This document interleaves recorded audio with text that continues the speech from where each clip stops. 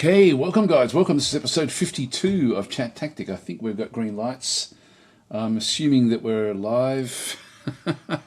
So yeah, welcome to the show. I wasn't here last week. I was a bit ill last week, so I just couldn't quite make it. I sort of almost did, and then I thought, oh no, I'm not going to be up to it. So I sort of didn't do it then. I will just double check that this stream is actually working. Let's have a quick look and see. Yep. Okay, looks like we're up and running. Great. Okay, so I don't really have much planned for today. There's a lot of the games that we've sort of been waiting on, like are already out now. So like the, of course, Age of Wonders 4.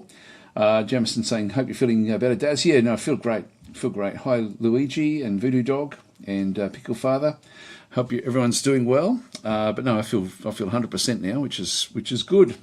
Anyway, I thought we'd just sort of, again, like I've got nothing really planned. I think for me, the game that I've been playing a lot recently that's coming out this week is Rule the Waves 3. So I did a bit of 2 weeks ago now. I think I actually should have showed that a little bit for a fair amount of time. We'll have a quick look at that again as well at some point today. We do have a giveaway today. So I do actually have some like a game to give away, which is Heroes Hour, and Heroes Hour with the DLC. So it's going to be like a combined pack. So that will be the giveaway for today. So Pickle Father saying, howdy Mr. Daz, glad to hear you're feeling better. Hello to chat as well, there we go. And Bubo saying hi, or g'day, and hi Battle Mode. Hope everyone is doing well. Did you get COVID-19? No, I don't know what it was. It was just some sort of tummy bug. It was just annoying. And my wife had it as well, and our family in Melbourne also seemed to sort of get the same thing as well. So anyway, that was all. Everyone seemed to sort of get it at the same time. I think it's the change of weather. It's getting cold here now, so everything's starting to cool down. Yeah, so I don't really know where we're going to go today. I might just start off with the Heroes Hour, just so we can have a bit of a look at that one through there. So let's just go back up, and I'll just show you. Now it is Heroes apostrophe S Heroes Hour through here. So this will be the giveaway for today, and so if you don't know what Heroes Hour is essentially it's Heroes of Might and Magic, but with real-time battles. It's done very, very well. Also, it has like a very, very cool random map building sort of system using nodes. And it was the first time I actually saw a game really sort of do that like this. I mean, I know games do it, but it sort of exposed it for people to be able to sort of manipulate their own nodes, which is really quite cool. And you can sort of see there the ratings are mostly positive, so they're around sort of like the 70% mark, 78% there for all the different reviews that they've actually got. Yeah, so Goblins Publishing is the one that actually has provided the key today. So they're the against essentially the sponsors of the stream. I would imagine that, because that will be the giveaway. It's a game that, as I say, I have enjoyed playing like over the years, really, sort of since it has come out. There are some things that I wish were a bit different in the game, but it has just kept on improving time after time after time. I might even just open her up so you guys can actually see it, see it in all its glory, because it is one of these games where if you do like Heroes of Might and Magic, then it's almost like an auto battler, which is probably the one thing I don't love about the game. I'll just let it load in. I'm pretty sure that's going to come up in just a minute. Just read a few more of the comments there. So Ryan's saying, hey there, Dad's been loving the Age of Wonders 4 stuff. Thanks for that. Yeah, no, it's been good fun actually. The Age of Wonders 4. I've been thoroughly enjoying that one. Hi Viren Games, and Christensen saying currently I've been playing a lot of Civ 5. The game never gets tired. That and No Man's Sky. I know the latter isn't a 4X, but it's very addictive. I haven't played that at all actually. Devon Kopp saying Rule the Waves 3 this week. Thanks for your coverage. I'm super excited for its release on the 18th. Yes, it's so that's coming basically towards the end of the week. So a few more days. What, 3 more sleeps? Whoops, sorry. I'm just going to have to turn that down. I hope that's not too noisy for you guys. It looks like it is. I'll just bring that one down and go back to it again. Hope that's not too noisy. It's actually I might just go to the options. Sound. Oh, something's wrong there. It's overridden my sound settings. I do find this happens a bit with this game, to be honest. It's a bit hit and miss at times with the development. Like it's sort of sometimes everything sort of works really, really well, and then other times things don't work all that well. So Jemison saying Heroes Hour is an auto battler, right? Yeah, sort of. It is. Yeah. So it's saying, well, I blew my ears off. Well, you saw there in the options, I actually had the music down on 0. So I don't know what happened there. Now it seems to be working. I've got no idea what's happened there. But anyway, Heroes Hour. It is a pretty interesting game. If I just go and load in, I was playing this this week. There we are. There we go. So I'll just enter the game. So this is like so it is the Heroes of Might and Magic essentially. If I just end the turn here. So I'm playing on in this particular one. It's a 4-player game. I think what I'll just do is I'll show you what actually does go on now. I don't know if the weather effects actually have much of a bearing in the game. I haven't really played much with those, so I'm not exactly sure where they go. But it's very much like oh god, here we go again. Sorry guys with this noise. Bloody hell! I don't know what's going on with this. I'll just, I think I'll quit the game. Oh, you know what it is? It's this. Sorry, it wasn't even the game. I was thinking, what the hell? What the hell's the game doing? It wasn't the game, it was Steam underneath. User error, user error. All right, we'll go back into it this time. So there we are. Oh, God. I'm thinking, oh, God, what's going on with this? All right, so I'll just turn the sound up a little bit on this one. God, it's, yeah, of course, when you're live streaming, anything can and will go wrong. It was funny, though. Anyway, let's just load it in. So this way I can just sort of show you what the game actually does have. So, now the rain effects or the weather effects in through here, I haven't really had a look much to see what effect these actually have on the game. I don't know if they impact the battles or anything, but you can see through here we've got like a fairly strong force in through this side. So very much like Heroes of Might and Magic, we do actually have like different commanders that we can then bring back in as well. So this one is a level 5 priest that we've actually sort of playing with at this stage. Got different sorts of level ups as well, different sorts of skill sets, different items as well in through here, and an actual army and through this side as well. Sort of ranging from, I guess, the most powerful through to the weakest of them. Actually, no, the paladin's up there as well.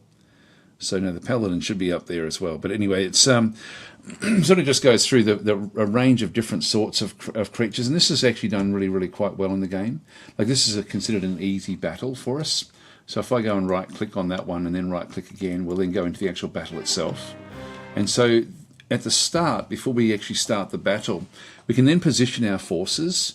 So we can sort of see through here, we've got like a storm hexer. And if we press shift, we can then get more information about this. So we can sort of see exactly what the skill set is of this particular unit. And this is really, really cool, the way this one does work. So if I press the shift there again, you can sort of see that this creature moves slowly across the battlefield.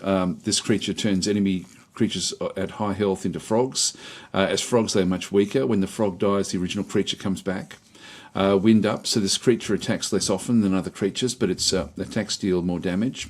And tight attacks, which this creature deals damage in a larger area, and as such has a higher chance of striking several enemies. So they're the sorts of abilities that they have. Now that they're shown above the creature as well.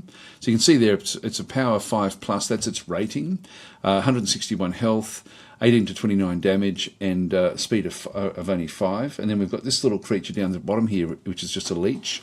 This is considered to have a power of 2, 73 health, 7 to 11 damage, 4 speed. This one's just a slow-moving creature as well, and leech life. When this creature deals damage, it will restore health to itself equal to 1/4 of the damage dealt. And so what we actually have through here is we've got like a limit of how much unit power we can bring in. Now, our whole army can come in with this particular power field, this power amount. So we've got no problem in there. We've got nothing in reserve. And so what we do, all we really do with this one is just go and position the units. So If we go and bring the skirmisher unit, for example, that's as far as we can bring the skirmisher unit. We'll take the skirmisher into that one through there. But the halberdiers back over this side. I've got these sort of like these very, very powerful birds. I want them to swoop through and grab those. We've got a paladin as well. Let's bring the paladin in behind that group. I can sort of just combine them where they're going to go. That one will also just come through this other side. Our main hero is at the back through there, and then we've just got like an arbalist there at the back as well. So we just position them where we want. So it's pretty basic. This is where I wish there was a bit more to do with it. I tend to just play it on half speed so I can actually then react to different things. So when I start the battle, they're just going to go off and do their own thing. I can't script them. I can't do anything at all with any of the actual units. So if I start the battle, now, so they spawn in, and then if I hover down the bottom here, this is how you pause the game. So you do actually have a few different orders you can give it. You can tell everyone to flee. You can give specific orders. So if we go and say, for example, go and give an order, I can then go and drag this group to go straight into that particular group through there. I can just go back down again, go to order, just go to the halberdiers and have them also sort of swing around. But they sort of do it anyway. Then we also then have any spells that we actually have as well, where I can just come back across Resurrection. So there's a minor air spell, costs 5 mana, resurrect friendly fallen units, allowing them to rejoin the fight. If they survive until the end of combat, you keep them after. Or haste. So this one here is essentially just to sort of speed things up. Let's speed up our halberdiers. So we go and click on that one through there. And then they're just going to be a bit faster as they rip into their more powerful units. And so the fight then sort of continues, a bit of carnage in the middle through there. I can sort of zoom in if I wanted to, have a bit of a look to see what's going on. So there's still a few of them. There's frogs they're turning our guys into frogs, but we'll get through them fairly quickly, I think. So you don't have a real lot of say in what does go on here. You know, you've got mana, you've got different things with the spells, but you can either attack or defend as well. That can be useful depending on who you're up against. In this case, we had to attack fairly quickly. And then we won the actual battle itself there.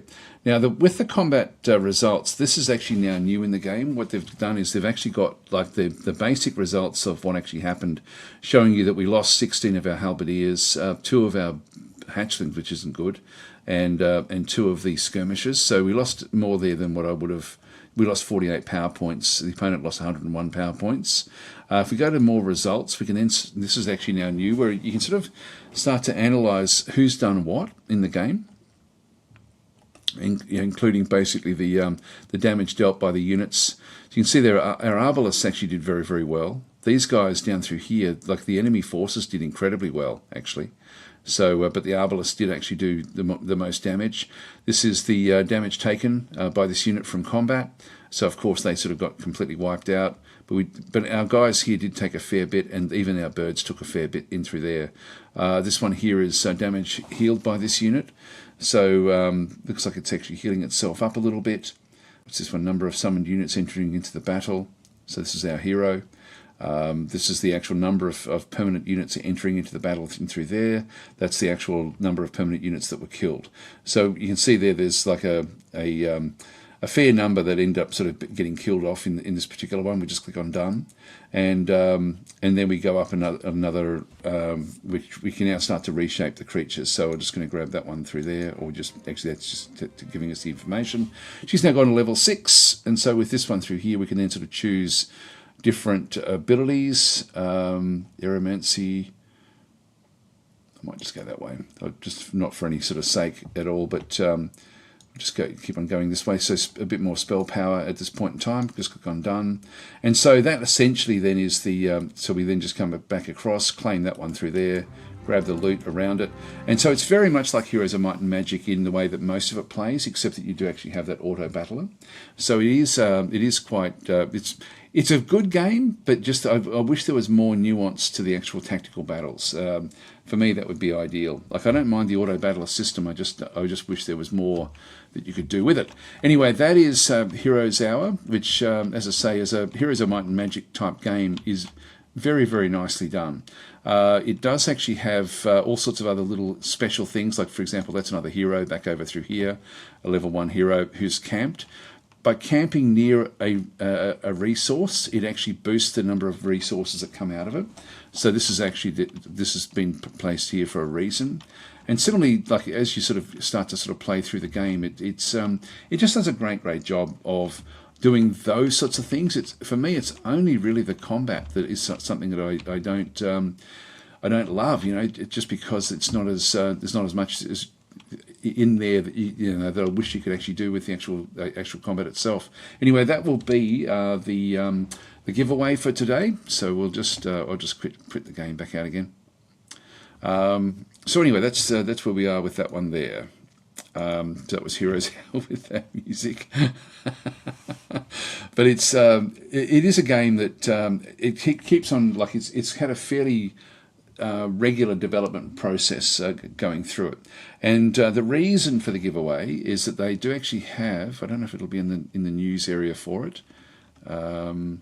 Yep. So they've got a new update which has just come out basically. So this is the new. They've essentially got a big new update. So we'll have a quick look at this one through here. Present the 2.5 balance update. Just skim through to where it's sort of got the relevant information. Okay, so I want to highlight some of the balance changes that turned into reworks, some of the community suggestions that were added to the game. First of all, a skill that which never saw the love it deserved, diplomacy. For a long time there's been complaints about being offered units that you couldn't afford. This should be easier now. So you actually now have 3 different ways of actually sort of taking units from the world, where essentially you end up with the like the lowest bribe setting the handshake will give fewer units but with a better cost efficiency, and sort of going up from there. So you can go and spend more to get more powerful units, or spend less to sort of get like a weaker type units that would then sort of come through. But this is actually quite nice because it does mean that as you start to run out of money, you then have other options, which is quite nice. Okay, for a faction skill such as taming or hunting, it's tough to make changes to make the skill more appealing without nerfing the faction. So hunting has been too strong while taming has been too weak, and both skills were super conditional. Yeah, I won't sort of read through all that one through there. So anyway, there's been some tweaks in through that side. Combat results we had to look at ourselves.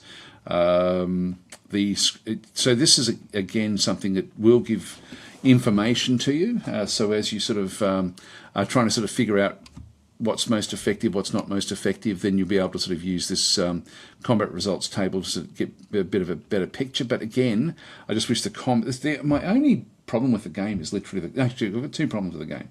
One is the combat is just not meaningful enough, and the second one is that the game is one of these games that once you start to steamroll, and if the AI has done that, in its area, and then you meet that particular group, you're basically screwed. So the balance sort of goes out if you can build up fast enough and strong enough without losing too many of your forces, then you tend to do well. So I find that that's something, I don't know how they would fix that. I don't know how that could be addressed in the game to actually make it so that it is more, I don't know, not a steamroller type game where it just sort of gets ahead of itself. So, but this game does suffer from that as well. So they're probably the 2 things that are negatives about the game. But other than that, it is a very, very good game. I don't know. I wonder what they could do with that, because the whole thing with it being an auto battler where you are essentially collecting bigger and bigger armies. It's I don't know if they can really get around that whole sort of steamrolling type effect. Okay, so just have a look. Buvo's saying pro streamer, yes. Hi original Twitch, how you going? And hi Charank. Fishpilot saying I like how the upgrades to the units really feel strong in this game. Yes, that's true. Actually, that's one thing. The whole progression system. I didn't show that, but in fact it shows you in here. This is sort of like the city management is very, very good, like in the actual game itself, with different upgrade paths. You can actually choose the different upgrade paths, and I guess if you know who you're up against, then you may be able to tweak what actually happens with your forces.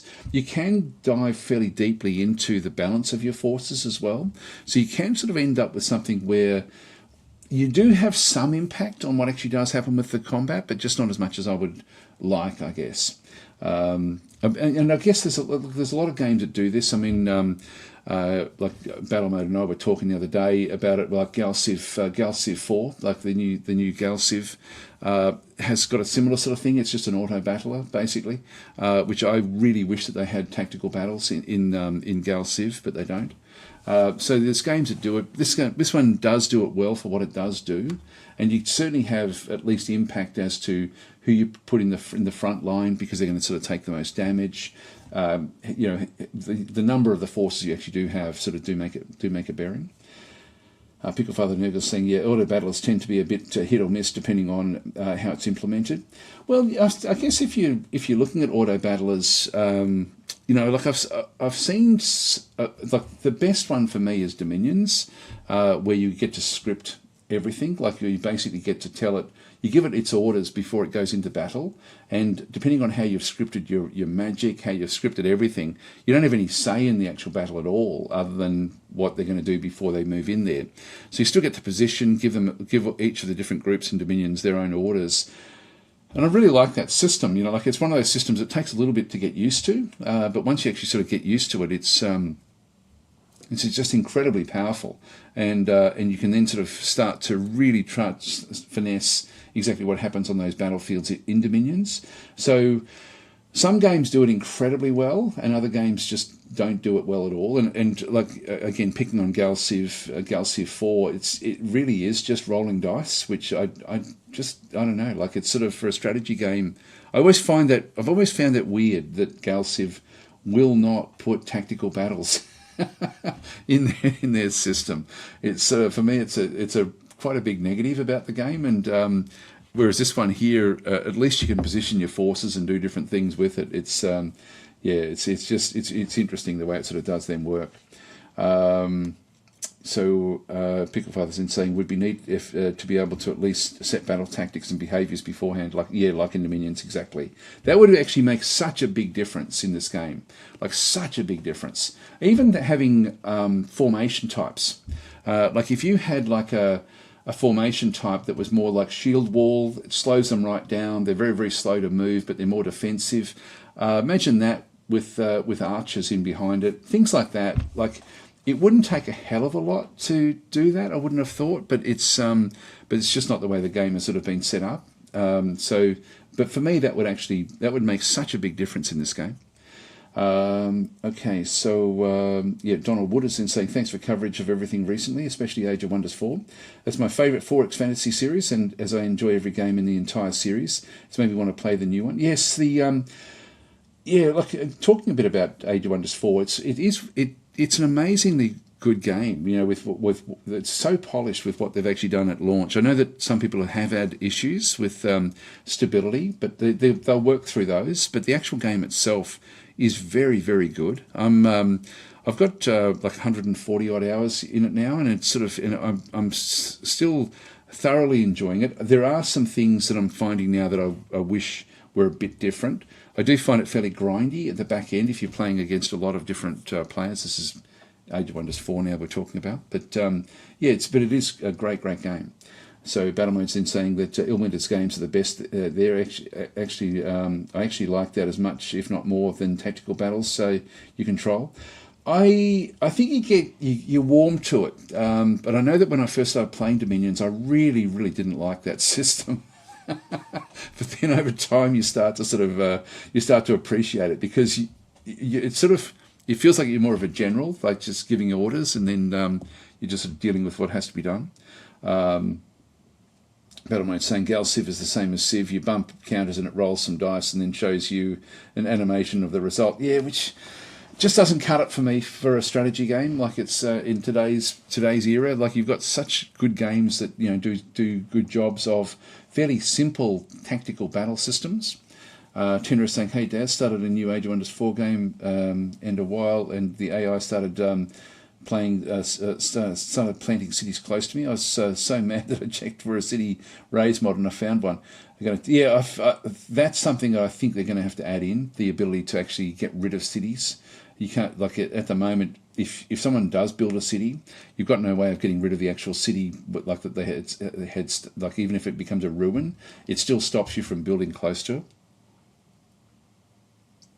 it. Donald's then sort of saying, I ask a question. With everything you've played, what are a few of your all-time favourite Fantasy 4Xs and a few all-time favourite sci-fi space 4X games? Which had time to play them all. Well, look, to be honest, the Age of Wonders series, that they always have just been miles and miles out in front of everything else. Like for me, for over 20 years, like for well over 20 years, I've just always loved them. And I think it's because I get energized whenever I play them, if that makes sense. It's just sort of quite sort of strange. So that's definitely number one. I'm really, really enjoying Master of Magic at the moment as well. Like that is like that's such a faithful reproduction of the original, but not in a way that it feels like it's a 1990s game. It's such a good starting point for the rest of that series, and there's more DLC coming for that one as well. Actually, let's have a quick look at Master of Magic. Because they do, I think that they've. Hope I'm not saying things that that I shouldn't be saying, but yeah, I should better shut up just in case it's hidden information. I think that it's. Did they mention it? I'm just trying to think. Roadmap. They did mention it. That's right. Yeah, Rise of the Soul Trapped, which I think is going to be a steampunk. I don't know anything about it, but this is actually something that is actually happening. So, Rise of the Soul Trapped is coming as another DLC for Master of Magic, and Master of Magic is a classic game based on a classic game very, very faithfully, and B is. The actual. I think it plays better than the original in terms of the actual AI. I think, I find it more difficult, to actually sort of play the deeper levels, as you sort of play more and more of the actual game itself. So that's a good one. In terms of Space 4X games, Distant Worlds 2, I find I just really sort of can't. I just for me, that's sort of the pinnacle of them. I really do like that one a lot. Gal Civ is great from the strategic elements. Gal Civ 4 got some interesting things with that one as well, but the tactical battles are non-existent, which for me is probably the only real negative of that particular game. But that's actually got some interesting things coming with it as well. So I'm looking forward to playing some of the Gal Civ 4 Supernova, which is the released version for this one through here. And Interstellar Space Genesis, I think that's probably a game really, really worth looking at as well, and in terms of space combat. So those three there would probably be the main ones in terms of Space 4X. What else is there that would sort of be up there as well? I mean, certain other games do other sorts of things, but in terms of it being full on, where you're sort of controlling empires and stuff like that, I think that's certainly sort of right up there. Anyway, I hope that helps. But for me, Distant Worlds 2 would be. I saw Stellaris, of course, as well. Actually, where's Stellaris gone? I normally have. Don't know why I haven't got Stellaris in the top rung there. Are they further down? I don't know why I haven't got Stellaris in that grouping there. But Stellaris, of course, as well, would sort of be up in amongst those top tier ones. That is unusual, because what I do is I've got my everything's this is space and future, this is fantasy. So for me, it's sort of we've got Age of Wonders 4, Dwarf Fortress is sort of in that category, but it's not really a 4X game. Master of Magic sort of is up there as well. Essentially, Deity Empires. If they go back and start developing Deity Empires, I would start to recommend that one again, but it's sort of in a bit of a hiatus in terms of its development, so it's sort of not really complete yet, and it's a bit clunky, but it actually is very, very good if they can just get that one going as well. That's actually quite a fun game to play. I really hope that they do go back and start to sort of really look at developing Deity Empires, because it's got such a lot of promise, and so that would be another good one there for the Fantasy 4X. So, hi David, how you going? Saying, hey Daz, keeping up with the Rule the Waves 3 coverage, loving that, and can't wait to play it myself. Yeah, well, only a few days. And then saying, do you plan on getting into Vicky 3? That's another of my recent favourites. I have got it. I sort of started to play it, but it didn't really grab me. But then a lot of the Paradox games I end up in that sort of mode where I love the idea of it, but then don't get into it as much as what I thought I would. Stellaris is a case in point for me as well. Actually, I don't know. I find other games that grab my attention because quite often the Paradox games release not in the best state, and then they get better and better and better over time. And usually by the time they've sort of been improved, and I think that Vicky would be in that sort of category. Actually, where have I got that one? That will be under. Probably would have that under modern games. Actually, I think. Actually, I can't even see it there now. Not sure where I've actually placed that one. Could even be in my try them out. I've got so many in this category of games to actually try out that I just haven't actually got to at all. Yeah, I don't know where the Victoria should be up in this one through this side.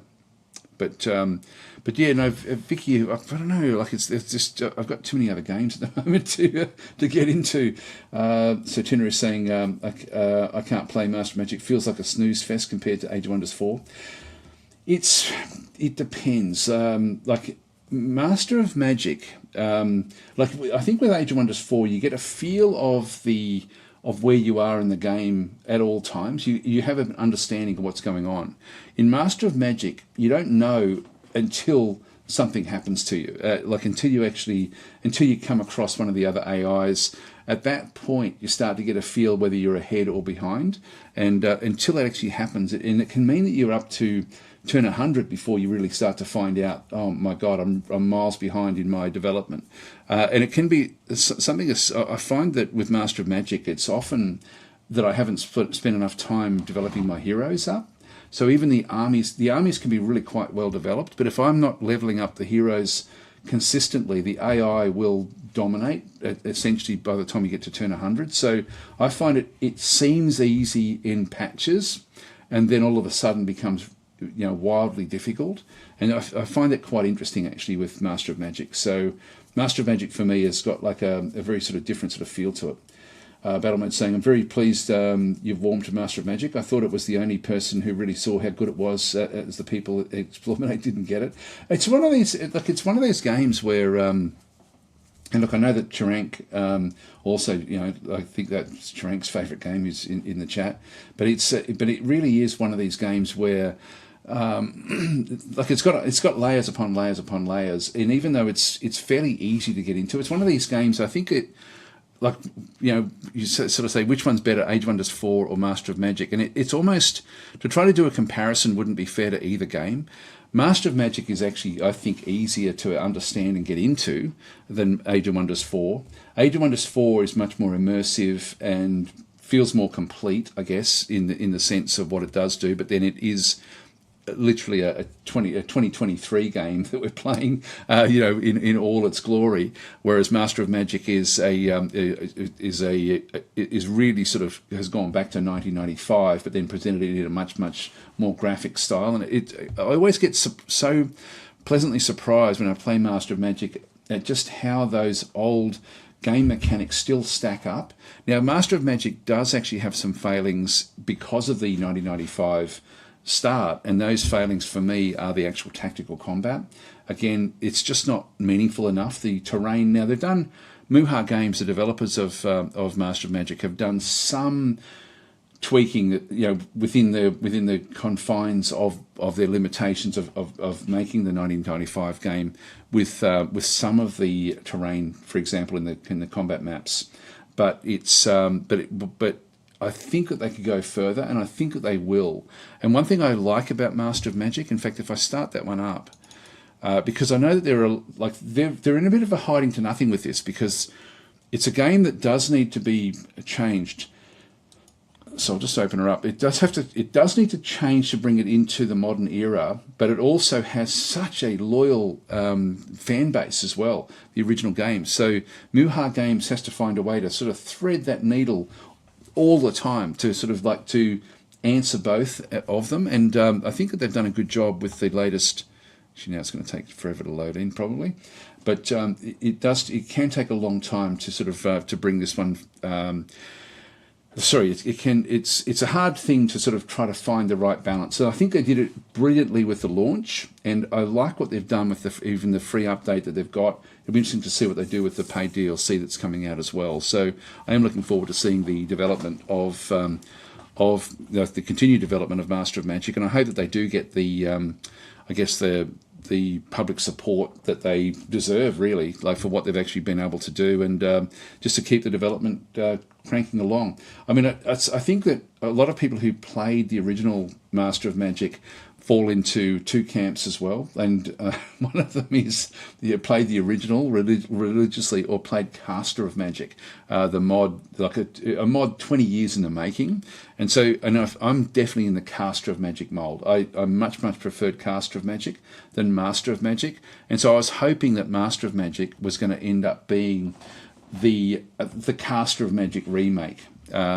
And I think it's Cerave is the modder that actually had built that one. I know that he was giving some advice to Muha Games during the development. No, there wasn't close collaboration or anything, but so I was actually quite hopeful that it was going to be a Caster of Magic remake, not a Master of Magic remake. But in reality, they had to go back to Master of Magic, and now they can start to bring in extras, which will be good. So so I think that they just needed a baseline to sort of then be able to sort of move things forward a little bit, and so that's sort of where we are through there. So yeah, when you go through here, the additional content now comes through. I just wanted to show this bit of it. I wanted to show this tick box all of that time just for this little tick box. So this is essentially to if you don't have that selected, it won't load in the new content. So even though it's a free update and it automatically is added to the game, this is the new faction and the new heroes, particularly in the mirror plane, because the mirror plane didn't have much going for it in the previous game, unless you sort of built a hero for that one. But you can just opt in now with these, and so you either opt in or you don't. So if you are a purist and really just want to play the original type game, you just don't have these things selected. If you want to keep on going along for the ride, which I'm loving actually with what Muha Games have done, then I just like bring it on as much as we can possibly get. If we end up, and I think we will end up with something a bit more like Caster of Magic ultimately, but the one thing I really hope that they can do at some point is make the battles more meaningful. And I think when you do play Age of Wonders, you're spoiled because the tactical battles are just exceptional. Like there's no other game like it, like in any genre, where the actual tactical battles are just so intricate. And Master of Magic, it really does feel like I know whenever I play Master of Magic, I'm always thinking, okay, they're inside my zone of control, or my facing's okay, things like that, just automatically, or quickly I'll get onto that hill, that'll give me extra protection, stuff like that, which just isn't in the game yet, and I do hope it actually does come. Okay, so where are we up to with the comments? Okay, so Marco was in saying, what does Master of Magic do better than Age of? I think you mean Age of Wonders 4. For you, I think it's so much easier for people to actually instinctively get into, but it then it's deceptively easy, the Master of Magic, but then it ramps up from that particular point. And I think with Master of Magic as well, like when you start to play it, the way that I think that players approach Master of Magic is that you choose a faction to get used to, and you start to play it, you fail, eventually you might sort of fail with that one, so you just keep on playing the same one over and over and over again, and that way you get used to the combination of units that you end up sort of getting from the actual game itself. And so I think that the approach is much more methodical with Master of Magic, whereas with Age of Wonders, it's more about, wow, let's do this, let's do that. So it's much more scattered. Like I know that I've tried to play something different with Age of Wonders 4. Every single time I've played it, every game I've played, I've wanted to have like a different approach, and I've enjoyed that a lot with Age of Wonders. But with Master of Magic and with Dominions as well, to be honest, like with Dominions and Master of Magic, my whole approach with that was to get used to one faction when I was trying to get used to the game. over and over and over and over again, if that makes any sort of sense. So, and I like that process as well. Like the minions for me, it was Ulm. I just used Ulm as my starting faction in the middle era, and just kept on playing that over and over and over until I got used to the systems. And Master of Magic is a little bit like that as well. Like just trying to sort of think, okay, well, what do I need to do in my city to sort of make it then work? So it's sort of certainly Master of Magic is a simpler game on the surface, but does have a lot of really hidden depth. So they're both great games. In terms of my bias, Age of Wonders is, I've always loved that series. I've sort of got like almost like an emotional connection back to the series. And so I am loving playing Age of Wonders, but I do enjoy playing Master of Magic as well. So I'm hopeful that Age of Wonders doesn't kill off the market for Master of Magic, because I think they're not the same game at all. They're really quite different, and so I think that they're both worthy of attention, basically, which is good. So what did we get up to? Sorry, I'm just having a quick read through. So Sposko saying, do you get to play games much when not streaming? Yeah, I try to. I try to find games that I tend to play the games I enjoy. I should be playing games that I'm got to get ready for streaming. Like I've got all these different things down here in the try category, and sometimes if my head's in the right space, I'll go and start to sort of play these a little bit to sort of try to get used to them. But some of them are quite complex, and then I just think, when I'm doing the streaming, it's quite taxing, sort of mentally, and so I tend to just focus on the games that I am sort of streaming. So, for example, I've got to record a little bit more with Rule the Waves 3. I've got like one more for tomorrow to do one more through there, and I do want to sort of record a few more of those before I finish off that series. So I'm enjoying that one, and so for me, I probably won't be opening up many of the other sorts of games, but I have been also, like, different developers contact me with different sorts of games, and I've got a few of them now actually in this category, over this try category in through here, which I'm sort of interested in actually playing, and I've actually been testing a few of these, and I might talk about them as well, actually, because there's some of these games are actually upcoming, and we might have a bit of a look at those in just a minute. But I tend to play games like Heat Signature a lot. If I've got downtime, that's a bit of a go-to game of mine. If I've got like 10 or 15 minutes to play something, I'll play Heat Signature. I don't record that anymore simply because people just aren't interested in it. But I love it. I think it's just a great, great game. So I do play those sort of games. I was playing a Noita as well. Noita is over here. So that was a game that I was playing just in downtime as well. So I played a fair bit of that game.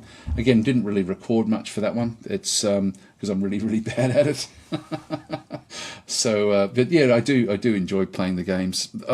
I feel guilty when I play these games because I know I'm not actually. I know I'm just doing it to waste time, and so I either should be working or doing something productive, but I'm not. Whereas when I'm playing the others, at least I'm sort of testing for a video. So I don't feel as guilty. It's funny. But am I saying it's a super type game, but by people who defined the genre. So devs have mostly forgotten what made those original Simtex titles so good. Sadly, yes, it really is. Simtex was the original developer of Master of Magic, and so you got remnants of the precursors. I forget which one that one was. Roger Gellison is saying, if the focus of a game is on the strategy, the tactical battles should not take up too much time. If tactics are the focus, then fine. Well, I don't know. Like, it's sort of one of those things. Like, it's I like tactical combat. I really, really like it. I like war games, I guess. So for me, it's I like that aspect of meaningful placement of forces. So. And I understand that, like, a multiplayer game can't afford the I guess the time that a tactical battle will give you. And so Age of Wonders, for example, I'm worried about Age of Wonders 4, to be honest, because I'm thinking that what will end up happening is, as the multiplayer becomes more and more prominent, which it's starting to, it means they're going to have to put more and more balance back into the game, and that for me is going to kill off a lot of the a lot of the tactical side of the game. They're going to have to auto battle all the time, which is again, that's just the way it's going to have to be. But it means that they're going to have to find balance. And when you look for balance in a game because of multiplayer, you end up with games like Stellaris, which is a great game as a multiplayer game, but when you compare Stellaris with, for example, Distant Worlds 2, I'd much prefer to be playing an unbalanced game where there's surprises than a balanced game where there's no surprises. And I do fear that Age of Wonders 4 is going to fall into that lack of surprise elements because of the gearing it up for multiplayer. And particularly, I think this is actually one of the things where I think that the subconscious connection between Triumph Studios, the developers, and Paradox, the publishers, that for me is a danger, because Paradox will push for balance, and I'm hoping that they don't go that way. To be honest, I love unbalancing games. I absolutely love it. But then I don't play very many multiplayer games, so I hope that they don't lose the charm that is Age of Wonders by making it overly balanced. But yeah, so tactical battles for me, like you're right, they do. Like in Age of Wonders, more than half the game is played in the tactical battle system usually. So you tend to be spending a lot more time in there. But with multiplayer, they won't be. So for me, that's a potential big risk with Age of Wonders 4. If they try to make it, if they focus too much on the multiplayer. Anyway, so Tenor is saying, do you play city builders like Endzone or Surviving the Aftermath? The city builders, it's interesting actually you say that. There's one that there's one that I love, absolutely love it, but I haven't played much of it, and that is, where is it? Against the Storm. This is the best city builder I've played in recent times, like by an absolute mile. So it's not a traditional city builder, but it's got so much. I think because it's got procedural content inside it, and you don't know what you're going to get until you start playing. So you've got to then think on your toes. It's not just a matter of creating like a pattern. So I don't know Endzone at all, and Surviving the Aftermath is. I have played that, so they're not really city builders, are they? It's more of a survival type, sort of colony builder type sort of thing. But Endzone I don't know at all. Against the Storm for me though ticks those sort of bills. So those sort of boxes. So for me that's a game really worth looking at if you do like sort of city builder type games. One that I've actually got is which I have started. I've been playing with these little try games. These are the ones that I get from developers and things. And one I'm really impressed with is this thing called Blockville. I might show that because I started it up and thought, wow, this is. It sounded really shitty, but when I started playing it, it was like, this is really engaging. It was. I thought it was going to be really unbalanced and really sort of overly simple. Sorry, my screen has just gone a bit strange. I hope that everything is okay. Nope, it's actually not working properly. I'll just see if I can tweak it again. Just bear with me. Let's go to the settings, video. I'm going to go back to my 1080p. It was 1920 by 1080. Now that should come back. Yep, there we go. Okay, so what this one does is it's sort of almost like a Lego game, which sounds really simple, like overly simple, but it's got some interesting aspects to it. Now it doesn't have. There's a few things from what I could sort of see through here. What it doesn't have is random maps, and I wish it did have that. But it's got like different sorts of things, like sandbox is just where you build. Space program is where you have to build and then try to sort of send a rocket into space. Global warming. This just makes fires break out more and more during the game, which I find annoying in city builders, to be honest. Pandemic in through here as well is another one where you end up having to sort of protect your city with vaccination centres, I guess. UFOs. You've got Dino Mayhem as well. So there's different sorts of things, and I've got to say the actual just the little text that they've put in it was quite funny. Like even like the Dino Mayhem, instead of just describing it blandly, it's like clever girl, like it's just interesting the way that they've sort of approached the game, and they've done a very good job. like I've quite enjoyed it. If we just go back to Sandbox, for example, I'll just start this one so you can sort of see it. But it is like a Lego game, but with some interesting aspects to it as well. So let's go. It's so it's one of these things where you end up with sort of like different resources around plastics in through the side. You sort of essentially just start off by building so I'll just go into there where I've got some power getting into both of those resources. And then essentially you just go through, you've got like an unlock area back into here, the imagination, where you can sort of then go and start to unlock different aspects of the game as you sort of start to play it. So it's quite intricate, as you can sort of see. There's a lot involved with it that allows you to then sort of go and build things. And so that's actually pretty cool, the way that one does work. You've got production back in through here. Initially, actually this one looks like we've got more in here than what I normally would have started with. So actually it looks like everything's unlocked in this particular one. But to build the lumberjack, you sort of then just rotate the aspect around, and this will appeal to different sort of players. Just place that one in there. That way the people that are in here will then sort of start to go off. I won't play the game, but essentially you just I'll just go and create some housing. And so these allow the population to sort of then go and live somewhere. They'll then go across and start to chop down the trees from that lumberjack, going back into production again. There's your plastic hut. So again, we'll just sort of move. Now this is something that just go and place that over there, for example. And so the population don't like being around the plastic mining facility, so they'll sort of just work away in through there. You've got coal over here, so you can sort of end up essentially it's quite a nice engaged sort of city builder. And so they're now sort of working away in the forest, bringing in the wood. So the wood will sort of start to sort of then improve. Actually, this sandbox looks like this just gives you everything you want, you could possibly want. But then you do actually have other things that you can do. Like I think this version that I've got is not the actual release version as such, but you can go across and then go and add in god powers as well. So I can spawn like the dinosaur. Like if I can just spawn that one in, he's now going to go off and sort of start hunting the people. So he's just going to go around. It's just funny the way it sort of does work. There we go, a bit of blood and gore. Now I don't know how they get rid of the dinosaur, but he just goes around killing off different people over time. Anyway, that's I think this is a game that's going to be fun to sort of see in the future. It's I think it was called Blockus. I'll just quit out of that one through there. And just Blockville. So anyway, that was a city builder of a sort, which looks fairly sort of interesting. So Battle Mode's then saying, I don't think Galciv would work with Master of Orion style tactical combat, but the combat system really does need work.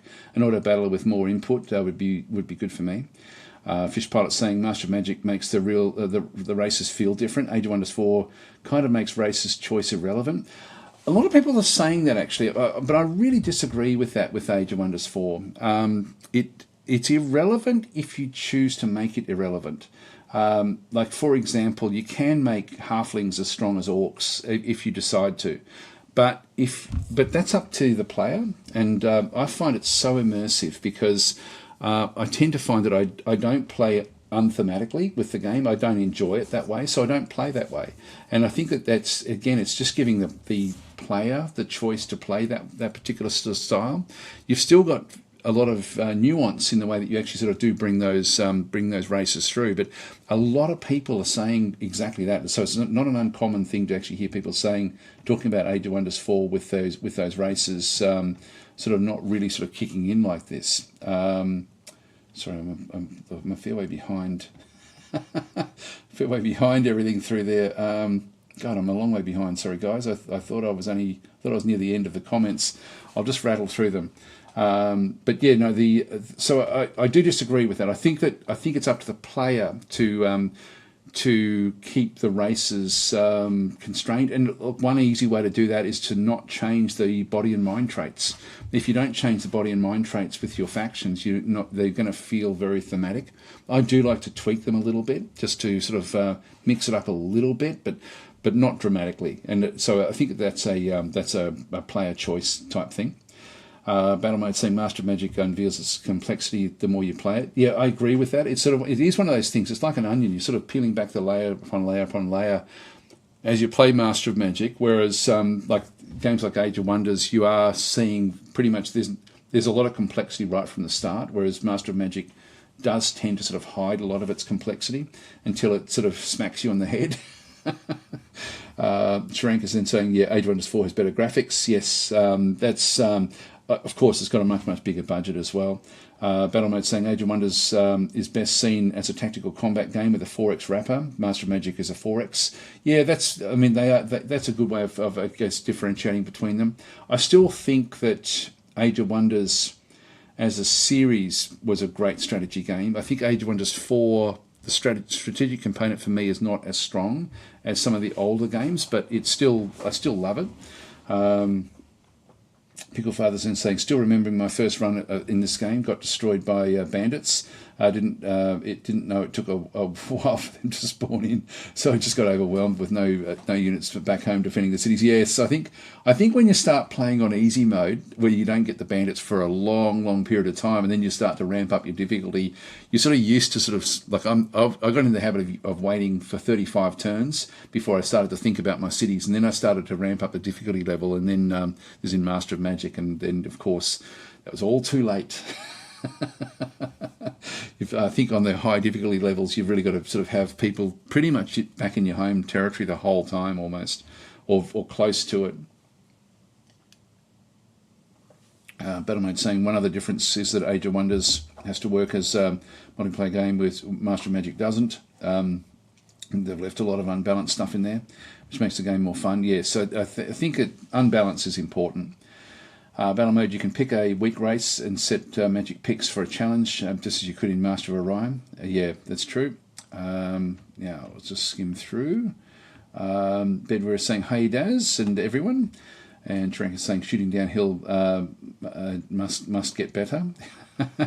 So Jamison saying, is Master of Magic harder than Age of Wonders 4? Loving Age of Wonders 4 so far, but the AI is quite passive and not too challenging most of the times. Yes, it's it's different the way it sort of does work. It's Master of Magic. Also, the AI, you'll when you start playing it, you'll think that the AI is not doing anything, but then all of a sudden it will appear.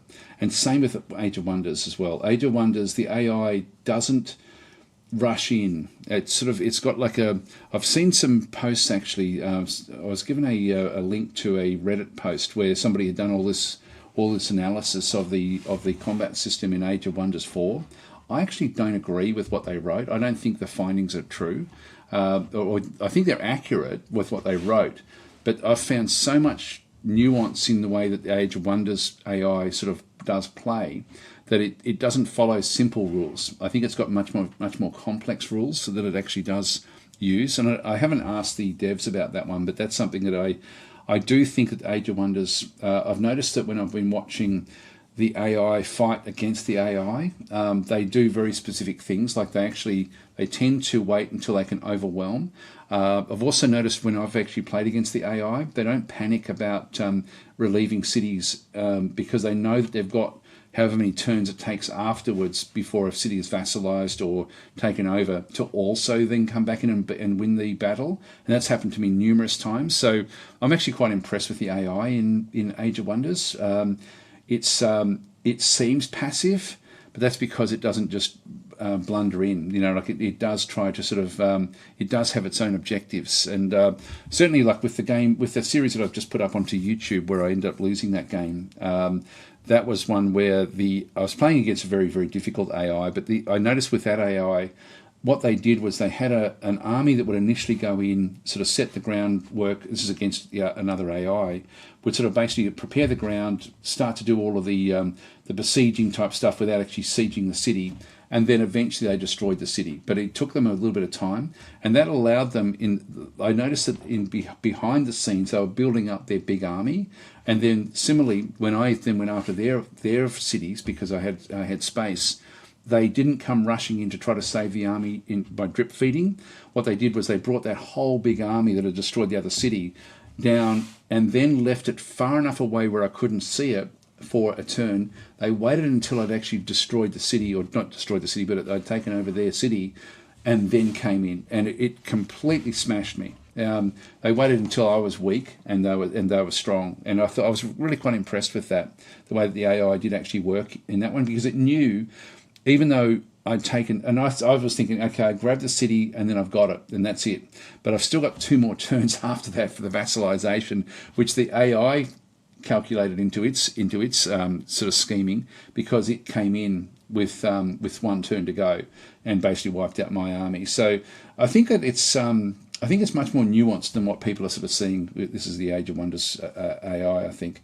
But I haven't asked the devs about that particular information that was actually out there.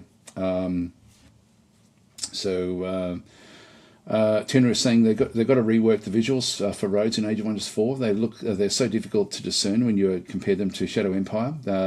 They should make them look like a paved or brick road. They sort of are, aren't they? I mean, I haven't had any problem with that one.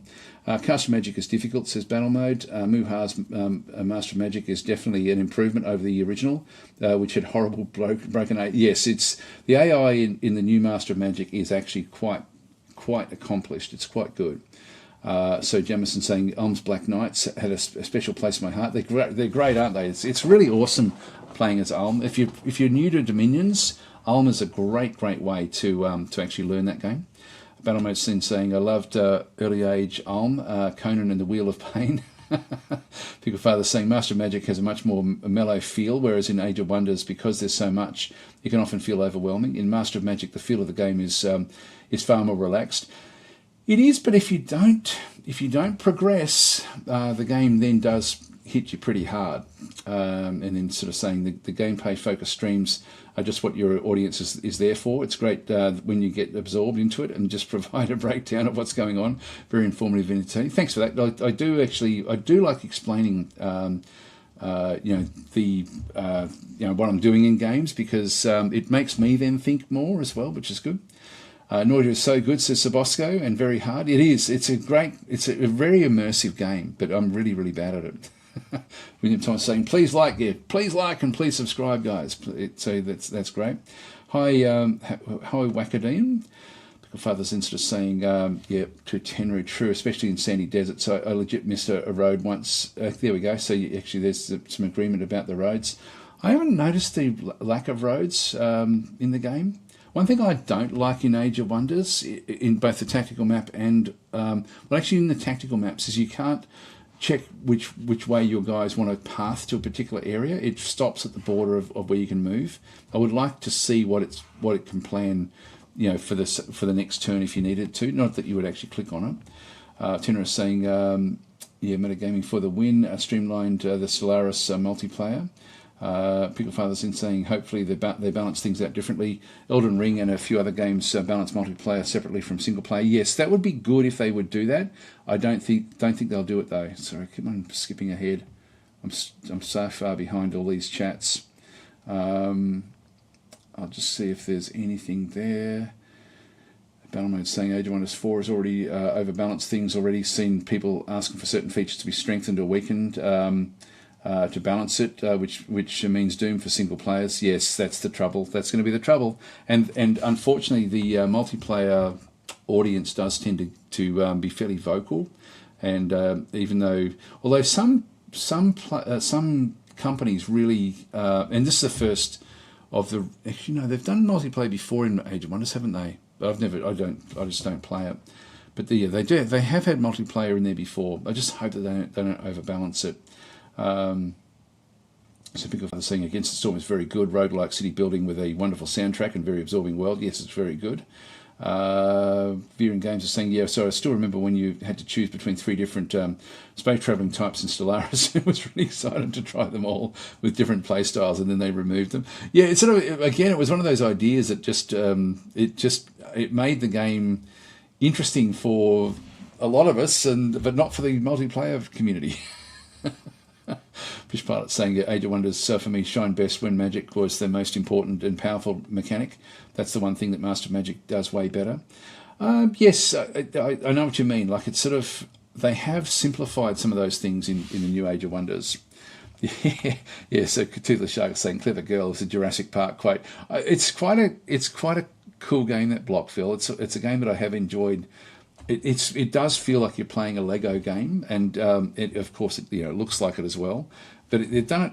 I think that's a game that could actually surprise people. I think it's going to be better than what it sounds like, if that makes any sort of sense.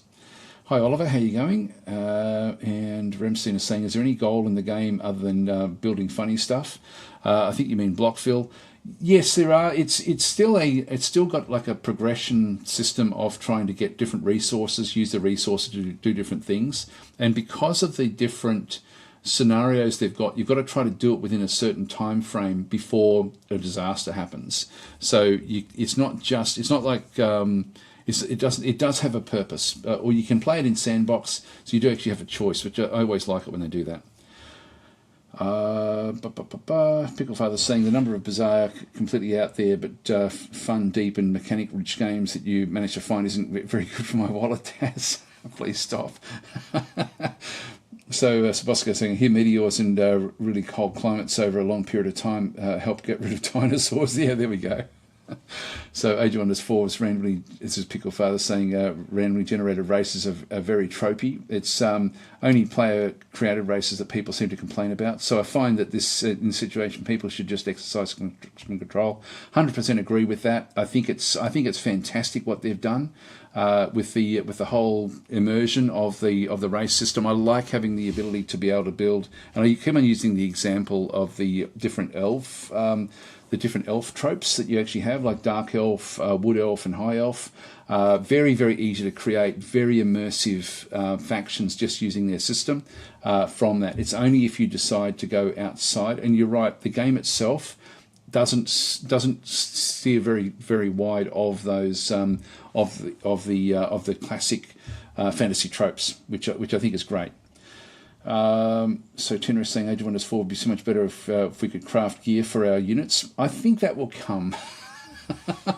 The tier of the craftable items could scale with Wizard Tower that we construct, that we could get more impact. I'm sure that what they've done, like, let's have a look at the actual game itself. The DLC is scheduled for release 3 months apart from each other.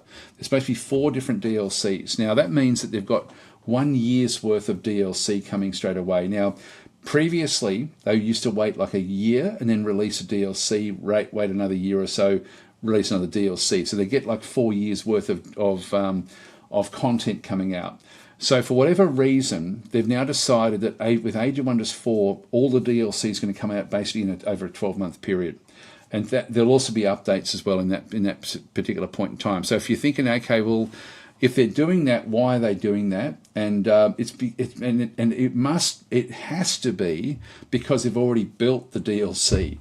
It has to be like they've either half built it or built it, and so that's why I'm thinking things that are missing, the things that are blatant, like the lack of being able to construct items, and they've had that in previous games, must be coming in a DLC. So I sort of think that's sort of the approach that they've sort of taken with Age of Wonders.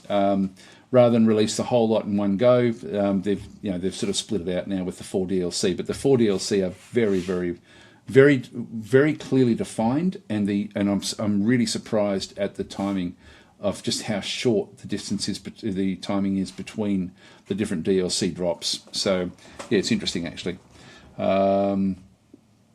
Spotlight saying losing unit mods from Planetfall brought back the problem of tier 1 units not mattering more than 50 turns into the game. Yeah, it's sort of, no, it hasn't really actually. It's because you've got the unit enchantments which sort of keep them going, plus you've got the ability to dramatically cheapen the tier 1 units. So the tier 1 units still have a big role, I think, all the way. Certainly in the games I've been playing recently, I'm finding that I'm focusing very heavily on my tier 1s. I'm trying to, even when I start a game, I'm trying to think of which tier 1 grouping can I bring through the whole game, because I think the tier 1s in particular, it's actually the tier 2s that for me actually end up becoming the ones that you don't get as much savings from them. They're still pretty shit by the time you've got tier 3s and 4s, but I find the tier 1s, particularly the archers or like the ranged units, are very, very cool all the way through the game. I don't know, like it's interesting, but I agree with you. I wish that the mod system was back in Age of Wonders 4, and that they didn't actually have the unit enchantments or the unit enhancements. So I think there is a step back, but not for the same reasons for me. Okay, so Ramstein is saying, is Age of Wonders 3 with DLCs and mods better than Age of Wonders 4 at current state? No, it's not. Age of Wonders 4 is miles better than Age of Wonders 3, in my opinion anyway. Okay, so where did we get up to? Picklefather, I'm nearly at the end of the list now, which is good. Picklefather saying the AI in the game is very cautious and selective with where and when it decides to attack, declare war, fight in battles. It plays almost like a new and cautious player. Yes, I think that will be tweaked over time. I would imagine that will sort of change.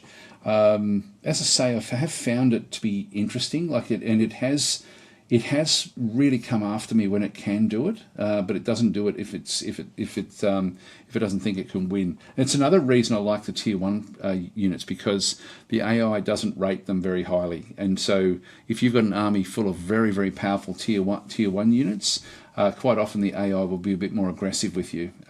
It's sort of what I've sort of found when I think about it.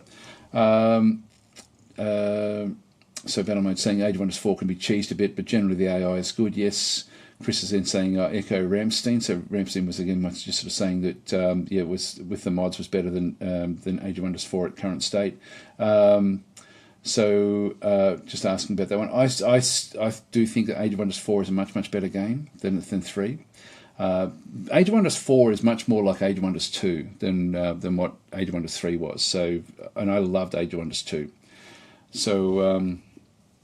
Battle Medicine is saying Master of Magic is relaxed until you hit with a sledgehammer. Yes, it certainly does. To be fair, wasn't multiplayer what caused the loss of FTL types in Stellaris. It was more that the AI couldn't play the game. They removed it and the AI still can't play the game. Jonathan's saying to Battle Mode, sounds a bit like Conquest of Elysium 5, as a Baron just chilling and clearing out villages, and suddenly the AI comes and it's an absolute stack of an army.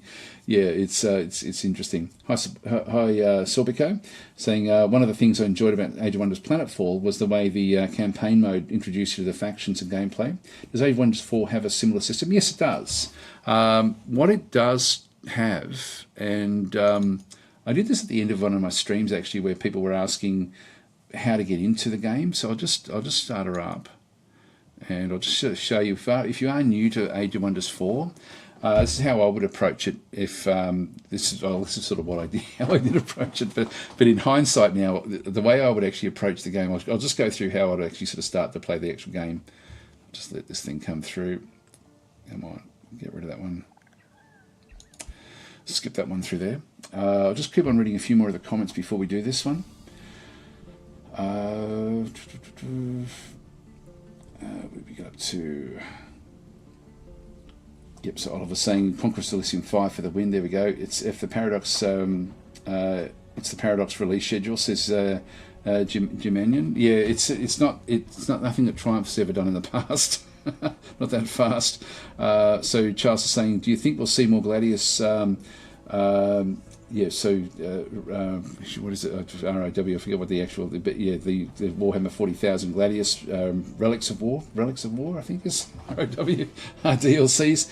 I'm not sure. I hope so, but then they've got Zephon coming as well. So, and I think that because it's been so successful, the Gladius series, I think that they would still try to find ways of actually sort of bringing that one forward all the time. I haven't really asked much about what's coming with Gladius, because they have, like, they've only had a recent drop with DLC, like with the Sisters of Battle, and or the Adeptus Sororitas, whatever they called it for Gladius. But it's and the DLCs really add a lot to the game. Like they do make it really quite engaging. But I just don't know whether the developer will be that focused on it after Zephon starts to come through. Now I don't know when Zephon's due for release, but that shouldn't be too far away. Weraten saying bought the game but did not manage to get a Nexus deal out of my favourite YouTubers. They sold like hotcakes. Yes, but yeah, basically the Nexus actually ran out of Age of Wonders 4 at one point. So I don't know if it's still if they've got them back in there again. I know that they were trying to get more stocks of Age of Wonders 4. William Thomas saying, I wish that they could choose class to enchant on Age of Wonders 4. Skirmishes with poison blades and arrows is hard to upkeep, so do one or the other. Yeah, it's sort of one of those things. I don't like the upkeep, to be honest. I don't like the way that they've modelled that, and I have given that feedback. I really, really dislike that in this game. So that's something. Yeah, it's okay. Battlemode saying yes, 100% new incoming Gladius DLC. Thanks for that one. And that's confirmed. Do you know which group it's going to be there, Ben? It sounds like you sort of have a bit more inside knowledge there than what I do. Anyway, Age of Wonders 4. If you're going to get into the game is complex, as we've sort of discussed. It's complex right from the start. There's a lot to consider, so you need to find a way to ease yourself in. So the way I would do it, if I was coming into the game completely fresh, is starting a new game. Now, when you start the game, I've got a few things unlocked in through here now, but you've got like a few different scenarios. You've got the beginner scenario back and through here, and then you've got story realm 1. So you can see these in through this side. Then you've got like tier 1, tier 2, etc. through here with different other sorts of realms. This is really the secret to, I think, understanding the game. And the Fields of Rebirth is actually a random campaign, so just be aware of that, but it's on easy. So if you're trying to just get a feel for the actual units, I think this is a good one to play. Now, whether you play the whole one through or not is up to you. I didn't. I played it twice, I think, just to start to click on things, see what the user interface did. So if you go and play on that one, select it. Like they have changed this a little bit, but even when you go and choose hard or any of these, unless they've actually tweaked it since then, it was defaulting to easy anyway. So just play on an easy. That way you can at least sort of see how things are going to go. When you come through, now again, I've unlocked a few more things back and through here. Alfred Elderstone will be at the top of the tree. This is your human, and I would literally just go and play as him. I think that's an easy one to get a feel of it. They're a very vanilla type sort of faction, so I would just go with Alfred Elderstone, and then that will give you a good feel for how the game actually does play. So don't worry about doing custom factions or any of the other stuff at this point. Just go and select the faction. It will then take you into the world, and so when he goes, as I say, this is a random map. So you are playing basically just a random map, and just get used to hovering over everything and reading everything. Just for your first, couple of goes with the game. Everything is quite good, and if you need to sort of see more things, you can just skim on up to sort of see exactly what they've got. So the actual tooltips are quite well fleshed out. If you're sort of starting, you probably won't understand really what tomes are and stuff like that, but once you start to read things, it will start to make more sense. You then also have some starting spells, so we'll just go and click on those. Again, it doesn't really matter that much. And then literally just go across, open up the different units, click on the units, or right-click on the units, and just have a read of everything, see how things actually work. There are a few things in here that it doesn't explain very well. It doesn't explain what these icons in through here mean. What this means is that this one's going to do 6 damage, and with the 3 action points that you have, it gets 1 shot per remaining action point. And so if it doesn't move, it can do 3 shots. If it moves a short distance, it can have 2 shots, and if it moves a long distance, it can have 1 shot. Whereas some of the other units, if we go back into here, for example, and have a look at, well, that's actually going to be another 3.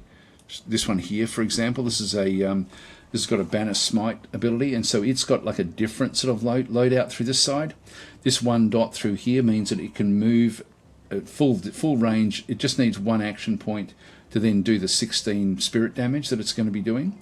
And so that is actually sort of like, this thing gives you a like, you can sort of get a bit of a feel for how you've got to use them in combat. So you do this from combat as well. If I go to Alfred himself, he'll have a few different abilities, like the charge strike is another one, where he can go as far as he likes and then use the actual charge strike. Some of the others, like these guys in through here, their melee strike will be 11, but if they're standing right next to the unit, then they can actually do it 3 times. So everyone's got like a different sort of way of playing, like the way that they actually sort of do play, and it's just worth having a bit of a read through, sort of see how things actually do work, and just get used to the game a little bit playing this one. But there's no story in this one, and there's no real introduction to the way that the game is to be played. So we'll put out of that one. By the way, when you finish a game, and like surrender, don't just exit out and delete it, because if you do any progression at all, you will actually get points. So if we surrender that one through there, sure, yes.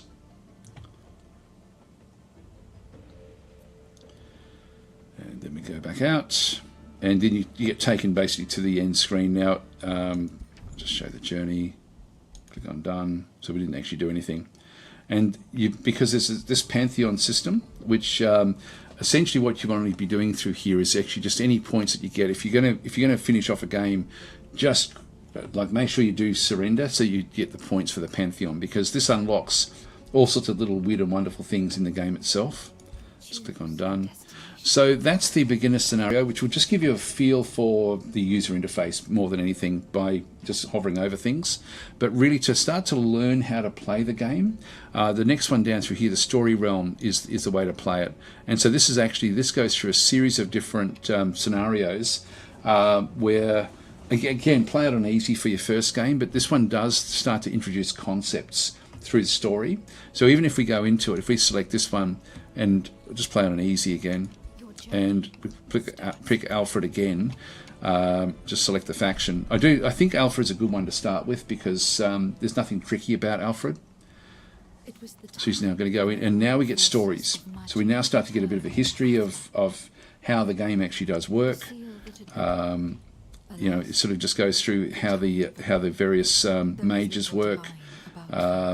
Yep, so you've got like old characters that have come back from Age of Wonders 2, like Yaka, Nimue, and Carissa. And these are cool. They're so cool because they're actually, like, as you start to unlock things, you start to come across them in the game as well, which is fantastic. So it just goes through the story until you then go in. And I think that the map is still random, but the actual... but there is now... Actually, no, it's not fully random. I think this is actually a completely defined area. Anyway, it's the same sort of deal in through this side. Again, if we... you'll then actually start to have different sorts of quests where it'll sort of start to ask you to do different things. You can see we've got like different characters that have now come into this one as well. But it sort of... It starts to give you quests and information that push the game forward a little bit for you, so you start to get better understanding of the concepts. So anyway, that's sort of where that sort of really is going through there. So Atina is saying, I've got to say I'm enjoying my hero as a fighter way more than the supporting buff machine, 99 damage. Wow, with all 3 action points due to my weapon. Wow, which is actually, that's a lot. Fish Pilot saying Songs of Conquest just released or is about to release the Necromancer campaign. That's another great Heroes of Might and Magic style. Yes, it is actually. Anyway, let's quit out of that one. But that's start playing through those. I haven't played them, to be honest, but I have played a little bit, enough to sort of see that it does introduce stuff to you, and that I think is a good way to ease into the game. And we'll just leave that one where that is. Yeah, so Songs of Conquest, back down in through this side. This is, I always get confused between this and Symphony of War, and what's the other one that I tend to get confused with as well? There's another one. I can't think of which one it is. Oh, hang on, just review the updates. So new campaign available. Is that the new Necromancer one? Yeah, this is actually probably as close to Heroes of Might and Magic as you can get. The Gravehouse shift starts now. It's a major update 4 hours ago. There we are. Actually, this is interesting. So So time has finally come. Today we're releasing the highly awaited campaign for the Barony of Loth, and this one will surely rattle your bones. There we are. So the campaign features 4 missions available in easy, normal and hard difficulty, offering a real challenge. Similar to the previous campaigns of the Aileron and Rana factions, you'll gain insight into the history of the Barony of Loth, as well as the tragic fate that befell the Aurelian Empire. The campaign begins with the tale of Baron Aldous of Loth, who encounters a mysterious scholar that offers him a chance to siege an ancient power. Here we are. So there's more of a sort of story. I don't tend to play the story type things. Which is written and performed by our game. This is a song, actually. Cinematic cutscenes are delivered in the form of a song, which is written and performed by our game designer, Carl. That's cool. It's funny because this game as well has really embraced what people want from it, and in different ways as well. Actually, I'll just let it... it's just trying to load this one in at the moment. I'll actually just let that one load in. I hope it's not impacting the recording too much. I think it's actually okay.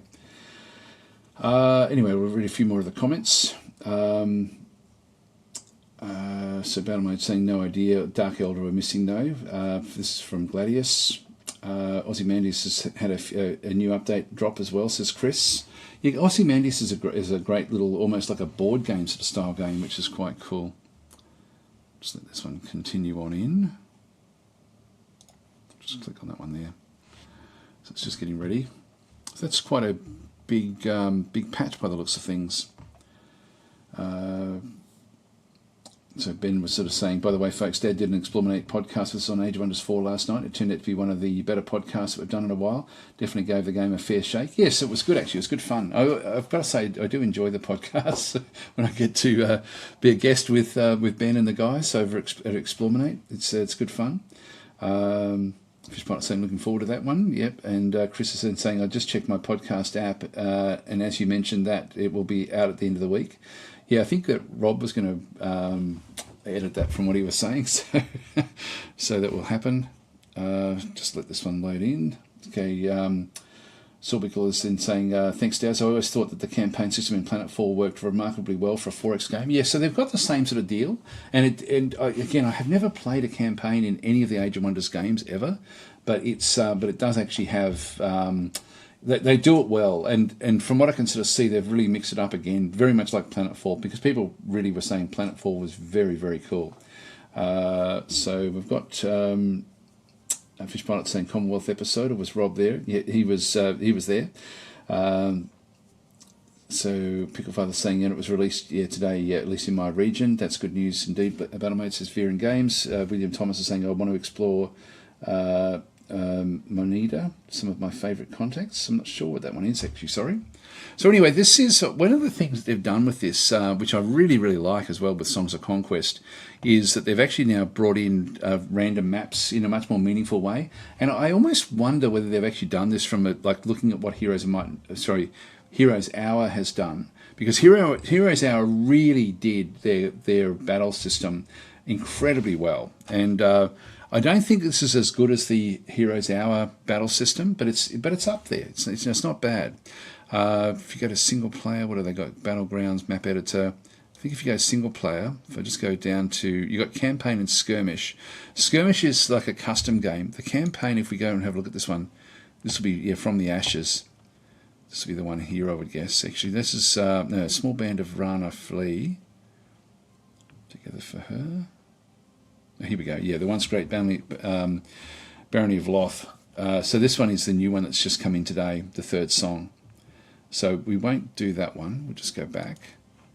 But if you go to single player and go to skirmish, this one now has a whole series of different sorts of map generators, but again, not as good as Heroes Hour, from what I can sort of tell. So we've got the AI player back in through here. This is, but this is much, much more close to the original Heroes of Might and Magic.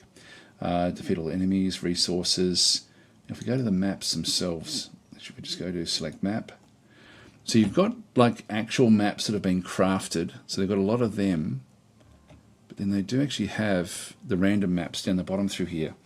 And so these are maps that they've then sort of got created through this side, where they've got like the different node system, very similar to what's actually happened through there. But you don't have the choice that you have in Heroes Hour with the way that they've actually sort of got them established. So if you go and click on that one there, just go and confirm it. So there's a bit of a random third element there somewhere. And AI, there we are, rich, and just start a game. And so this one is very much like, it's better, much better than the original Heroes of Might and Magic, of course, because it's had a chance to sort of redo different sorts of things. But yeah, I do like the fact that they're starting to bring in these random maps. I just wish that they do more with it, because it's so you end up sort of essentially with a random map start location using a node system, which if we have a look and see, if we quit to the desktop with this one and then go back to Heroes Hour again, and we know it won't blare out because that was user error, the blaring out from last time. So if we go to new game, and this is the node system that they have in this game. So essentially it's the whole, like every map is random. So it's got like random components to it. So if you go to a duel map, so this essentially means that, so face your opponents in a straightforward duel, 2 realms, 1 victor.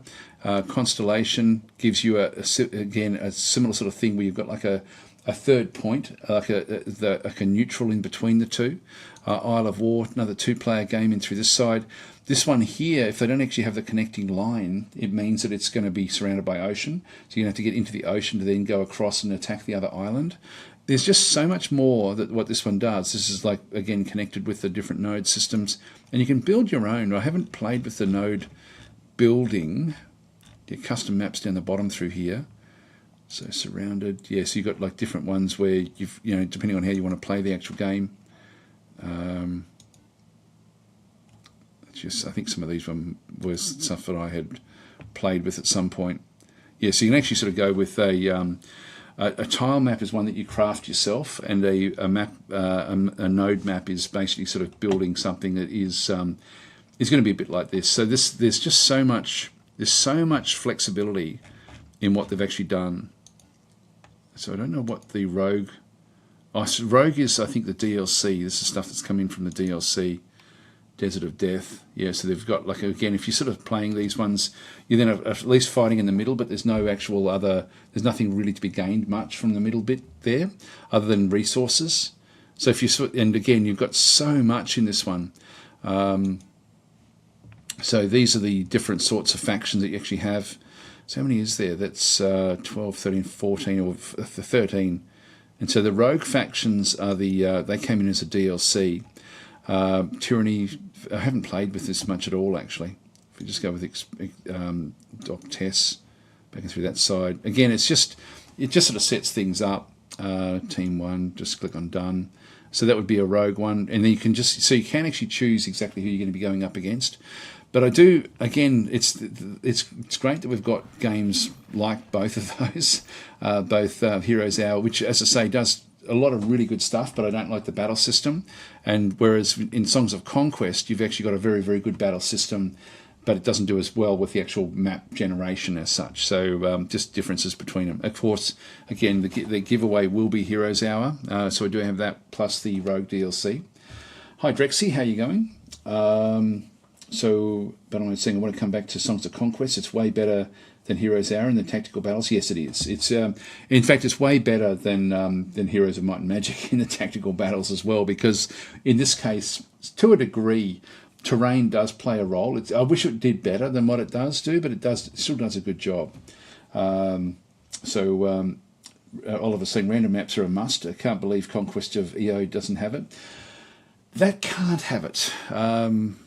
Yeah, I agree with you 100%. If Conquest of EO had have just been a standalone strategy, like random strategy game, and we know that devs can do that because they've done that with the Fantasy Wars series, so it's sort of like, so they can do it, but it's just the licensing.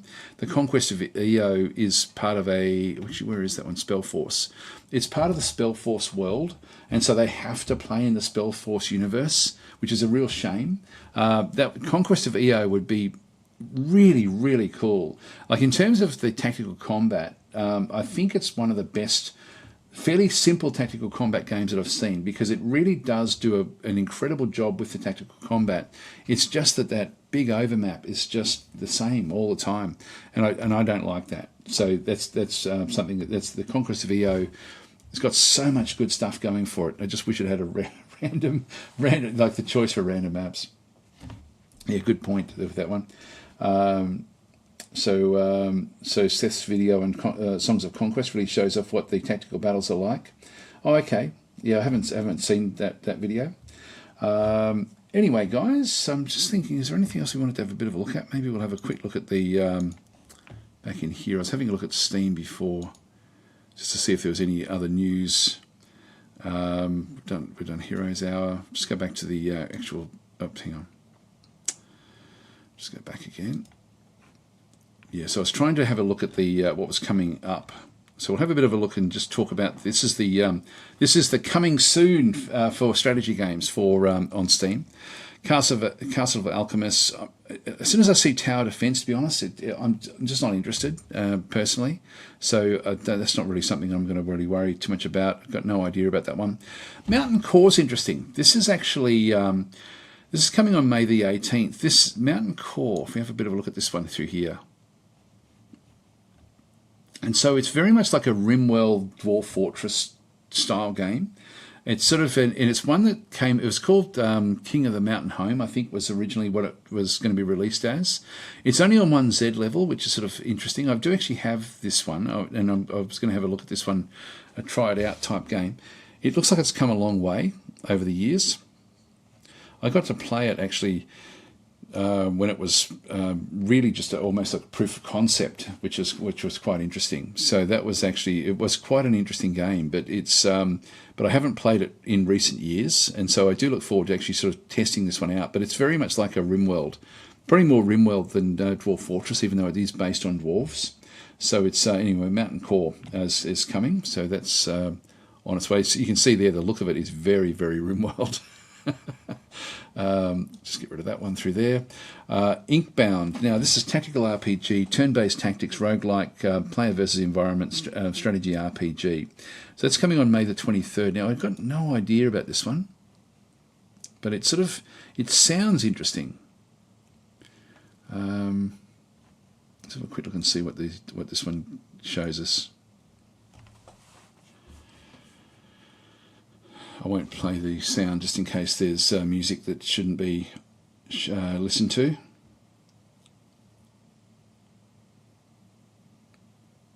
It's sprite animation from the creators of Monster Train. This is one of the games that Drexy's played, I think. So manifest, okay, so you do that. Is it real time? No, it's turn-based. But is it? It's not. I hope it's not in just a line. I hope it is a bit more interesting than just a line of fighters. It looked like it was just a line of fighters, didn't it? If we just go back to the actual combat, so they run around. They run to the actual combat itself. That's what was that screen there? So this is okay. So it's very much like just choose your path through the dungeon type exercise, which is I'm finding this really boring now. To be honest, I'm getting really bored with this approach. Yeah, I don't know. I'm a bit over it. This looks interesting. That bit looks really quite. This is not just in a line. This is showing. It looks like it's a real time, doesn't it? It doesn't look like it's turn-based. I'm trying to figure out what the go is through here. It looks like hit points, some sort of mana or something. Action points maybe. So as things come in,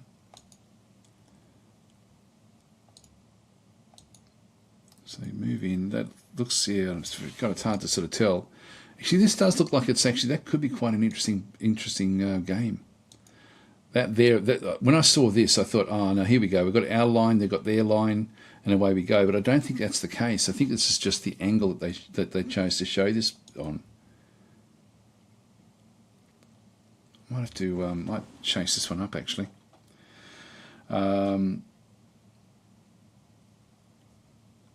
So okay, so Drexyson saying no, never played it. Was playing For the King 2 beta this week. Actually, that'd be cool. Like that, For the King was a great game. It was a really, really great game. So anyway, that's the yeah. This doesn't look bad actually, but it doesn't look like a turn-based.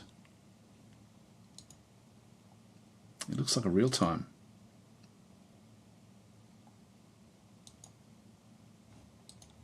Looks very nice. Okay, reinvents turn-based gameplay in a fluid online only. Forget that. There you go. You've just lost me. From the creators of Monster Train Play Solo. Yeah. Okay. No, forget that. Okay. Sorry, guys. I just assumed it was a normal game. It's an MMO online game, so we're not going to. I don't tend to cover those, so I won't worry about those. It looked interesting though. It did look interesting. Miasma Chronicles, turn-based strategy game. The whole, like, it's funny, like when I sort of see the word, and I've got no idea what this game is about, but when you use words like miasma and stuff like that, I just think this is going to depress me. You know, it's going to be a game that's not going to be interesting to play. Now, I may be wrong about that. Let's have a quick look and see.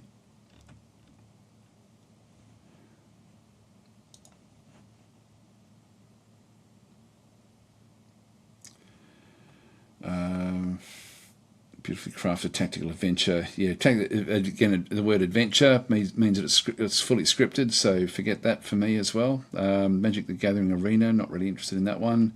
Diluvian Winds, turn-based roguelike city builder. That sounds pretty interesting. So this one could have some interesting concepts in it. It's a management game set in a small hamlet at the foot of a lighthouse. Welcome weary travellers and help them try to survive the unpredictable weather. Grow your hamlet on land, under the sea and amongst the clouds. Yeah, I don't know. That looks a bit basic, doesn't it? Looks a bit basic. Yeah, no, probably not really all that interested in that one, to be honest. It's funny because I would normally have, as soon as I start to see like little animal characters like this, I'll just load her up. I get turned off by these sort of games quite quickly, but Against the Storm, like it actually enhances the game. Whereas in this case, I don't know, like it would. I think I'd need to see more of it, but I'm probably not really all that interested in that one, I would think. Town of actually, we've got Railroad Empire 2. Now this is, from what I could sort of see, I did actually have a look at this one because I thought this one sounds pretty interesting, but I don't like the approach they've taken with it. Like for me, and again, I'm just doing this from my own perspective, but I tend to find that I do like these sort of games, like these sort of railroad building games. Like the best one that I played was Railroad Tycoon, and the thing I really liked about that one was the actual the share system in it. Whereas I don't think these sorts of games have any of that stuff in it. They don't have the economy, the same sort of economy. I think they have dumbed those down over recent decades, really. So don the coat of a clever entrepreneur, take over a small railroad company in the early 1800s and turn your steam engine into a workhorse for the economy. Grow your company into the largest railroad company of the continent and outsmart your competitors. As soon as they start focusing on the growth or the size of the map or stuff like that, it's just like, oh, yawn, this is going to be a really boring game because it's just going to be a grindy game of trying to sort of not really trying to get like little nuance areas. And so I do like railroad games, but I do find that once they start to focus on this, and I did have a look at this one, one of the selling points, and look, some of you guys may really like this sort of stuff, but I don't. It does talk about like one of the features it actually had was so Railroad Empire 2 features bigger and more detailed and lively maps than ever before. The whole of the US and continental Europe are covered in 2 sprawling maps. For me, that's not a selling point. Whilst more detailed maps with the focus on specific regions of each continent, improved track construction helps you focus. Yeah, that for me is not why I play these games at all. And I know that for some of you that will be, but for me that's just absolutely not.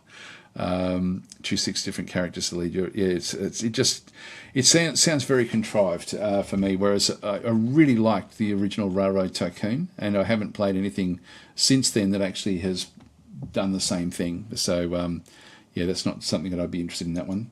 Town of Salem. I've actually had a lot of fun with the original Town of Salem. This is I'll just go and open that one up. Town of Salem 2. Let's have a look and see what it actually does have. If you've played One Night Ultimate Werewolf or Mafia, this is one of these sort of games. It's a multiplayer game where you have a different character. So it's essentially you've got. I'll just pause it in different things. Each character comes in, and these are real people playing around the world. That became a bit of a problem because you ended up with getting trolls in the game, but overall it was still a fun game. And so it was, and so you end up with a character with a hidden identity as well. Most of the people will just be civilians who have to try to then figure out who's actually murdering or doing whatever they're doing. And so there's little clues that become available. People have to set it, you essentially end up trying to survive the night, going back in. So then they come out, so they've got that was like a secret. That's the deputy role. So he's going to go in and try to kill off different units. He's got a prosecutor. So it's all like witch hunt type stuff, but it's really, really cool. And so that's actually something I probably will try to pick this one up. Actually, it does look good. So yeah, anyway, that's the Town of Salem. It's good fun. And so that's interesting. So these are the various, are they the roles? Not sure of what that actually is. Yeah, actually search for role. So there's heaps of roles in this one here. But if you have a bit of illusionist, wild, there's a lot of roles in this one. But One Night Ultimate Werewolf was an amazingly good game. Anyway, let's not worry about that one so much. But essentially, it's you're trying to root out like the witches or whatever else that might actually be there. So let's have a read through some more of the comments. Where did we get up to? So Chris is saying, I like War for the Overworld. I never really played much of that one, actually. So I think you're looking at the Dungeons 4 game that was on there before. The battle system in Heroes Hour was really disappointing because, like everything else about it, but it's so bad I won't even play it. Says Serenity. Yes, I think that does have to be addressed somehow to sort of make it so that it ends up being much more fun. I don't hate it, but I just think it could be done better. So Chris is then saying, yeah, agreed, not for me either. Well, it is a giveaway today, guys. It is the giveaway. So here is our, with the DLC, will be the giveaway. We'll do that one fairly soon, actually. By Red is saying YouTube stream. Yes, it is. And Picklefather Noodle saying hate only online content in games. Yes, I do too. Though I get they're going there. They've got their place, just not for me. Yeah, I'm 100% with that one. So Picklefather saying, yeah, I tend to stream mostly on YouTube. Age of Wonders, but a bit of Twitch fever in it. I do. No, I mainly stream on Twitch on most days, and I stream on Mondays here at this time slot on YouTube. So this is my ChatTactic session, which I do as a YouTube only type stream. But usually most of the other streams are done in this time slot during the week on Twitch.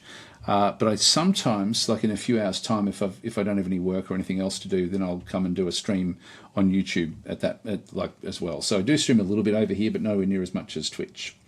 So Jamison saying Magic the Gathering Arena had me put so much hours, nearly surprised real world Magic the Gathering hours. I haven't really played Magic the Gathering at all. Sorbicco is saying Miasma Chronicles is made by the people who did Mutant Year Zero, which is an excellent game. It's one of the most look forward to games this year. I think, though, it was reading like it was actually just an adventure game, and that's not sort of my type of game. It's a turn-based strategy game. We're really looking forward to it.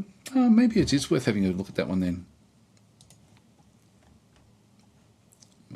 Yeah, tactical turn-based strategy. Oh, maybe. Okay, let's have a look. I mean, the name puts me off. And the sort of crappy animation as well. Let's be as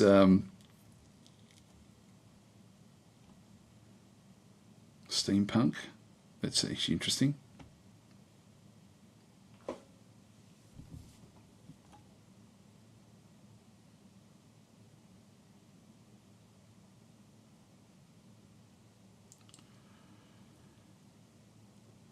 I'm not seeing interface at all. That is... So is it interfaced in? Because this has got like a... We're not seeing around the screen though as such. Oh, maybe. Actually, this doesn't look too bad.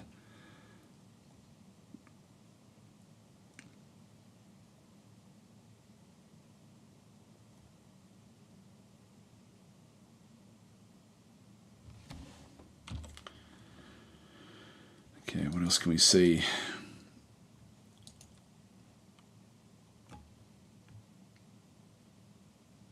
Yeah, okay, so it's more like an XCOM sort of style game. I might actually chase that one up in that case, actually. So yeah, I might chase that one up. So so Sorbicol, if it ends up being bad, it's going to be your fault. Okay, so by Red is saying I could swear every now and then when I see a new rival game and they all look super similar. Yes. So Trank is then saying Riding Bull plays it a lot. Railway 2, I mean, he loves it. Yes, I think like certain people love those games. I don't know. For me, I like Railroad Tycoon. I really enjoyed, but as I say, it was more the share system. The not so much the railroad system. The railroad system I didn't mind connecting things up. But yeah, just never really get into them as much as what I think I will. Battleman's saying, sounds like Throne of Lies, good game. Show me about the people who play it. One of the most hostile communities I've ever come across. Throne of Lies, is that, you must mean the town of Salem, I guess. I think those kind of games attract some real characters. Yeah, I think, like, I don't know if I haven't played Town of Salem for a long period of time, but I did enjoy playing it. But it would only take one person to come in and wreck it for everyone. So Chris is saying to Battle Mode, the best online game community I've found is No Man's Sky. Oh, okay. I haven't played No Man's Sky. It's sort of funny because I just from its poor launch, I just never got into. I never bothered trying to find it. Kind of the original Among Us says by Red. Okay, yeah, Pickle Father saying War for the Overworld is very good. Played all of the content though. It was pre-made maps and arenas, which were good fun. And now that I've done it all to death, it's most likely it's lost most of its replayability. War for the Overworld was very much like Dungeon Keeper, wasn't it? See, like there's been another update. There's often updates coming, but there's been updates for which one is it?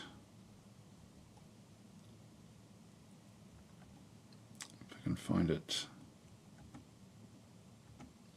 I can't see it there. This like the, Keeper RL. There we go. Keeper RL for me is the best Dungeon Keeper game that's ever come out in that sort of style. But I didn't ever really play War for the Overworld.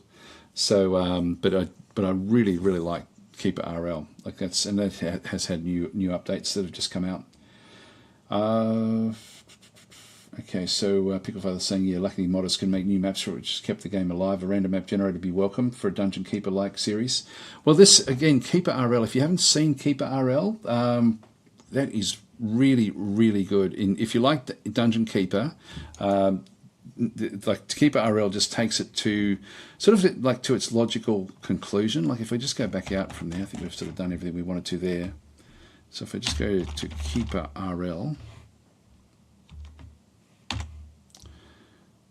So it's Keeper roguelike. So what he's done through here is he's actually got the Keeper. Just get rid of that.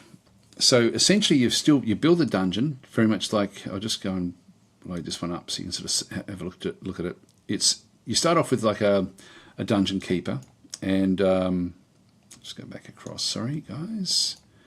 And from there, you then sort of start to plan out your actual dungeon itself. You've got different resources, very much like Dungeon Keeper. You then start to train up your armies, extend across. There's all sorts of different things on the map as well. it doesn't just show you explore and conquer. So this one here, you then send your forces out across the map to then go and raid other parties that are on the map. So this is like a human village. It's actually where the wolves are then going in. You then also have got other whole maps that you can then send your forces off to go and raid, and they'll come and raid you as well. And so these ogres and things are then going in and chasing. This looks like dwarves or gnomes. This is elves. Defend your fortress, because they'll then send things against you as well. It's a really, really solid game.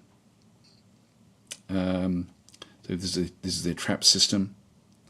So these are dwarves that have attacked the fortress, and they're sort of now in an area where there's poison gas coming through.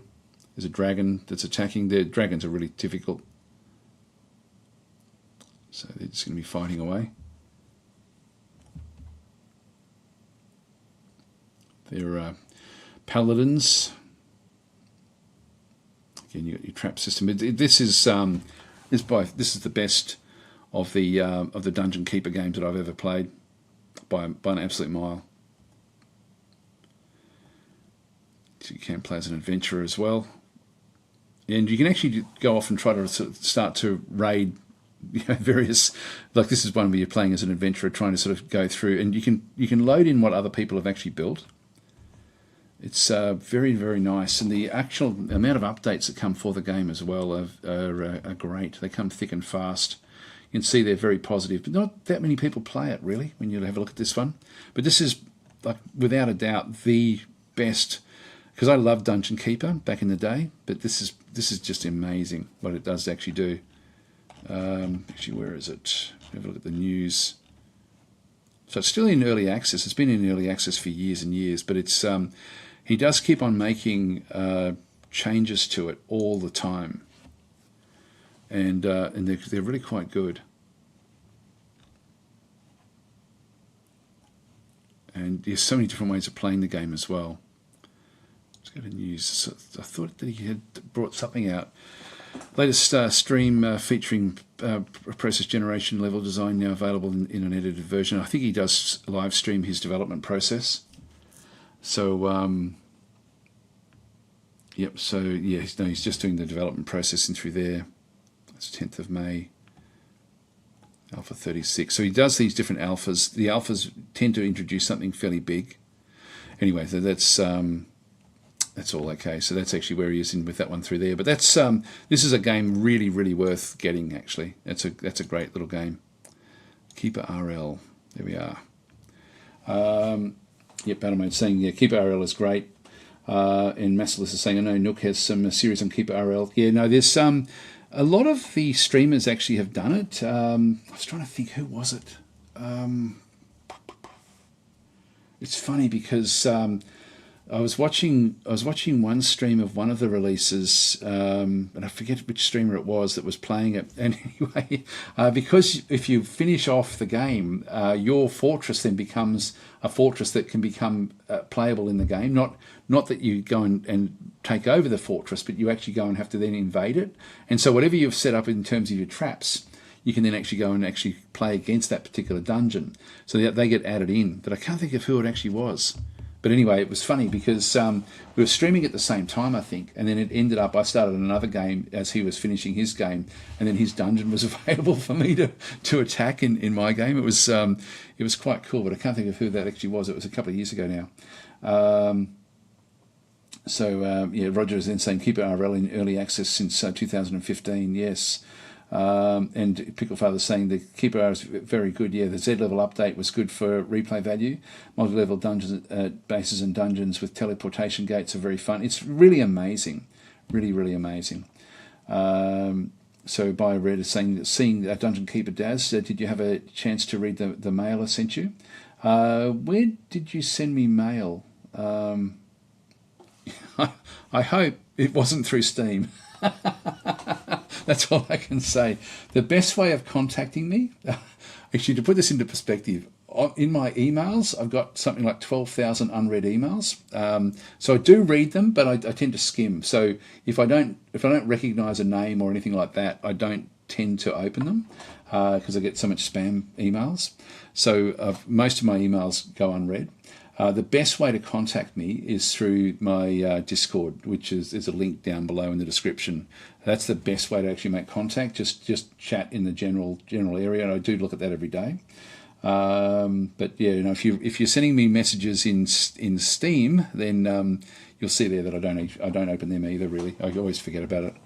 It's so 96, and that's a fair bit of messages that just I haven't had a look at. So it's not that I purposely don't look at them. I just don't think about it. So, and even after I finish this session, I'll forget that they're there.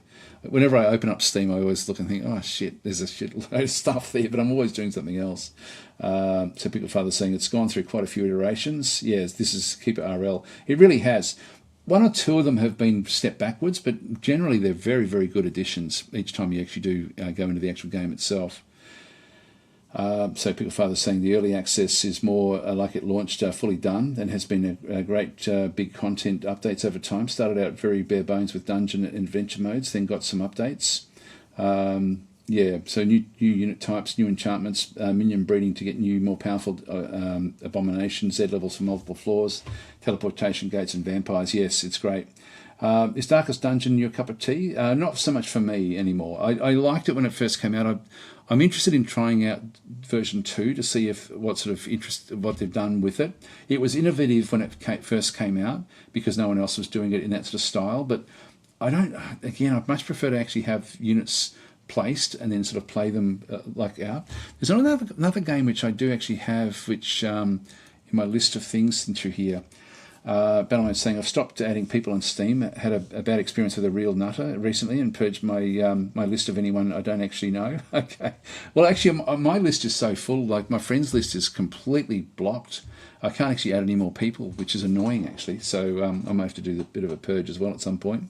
Okay, so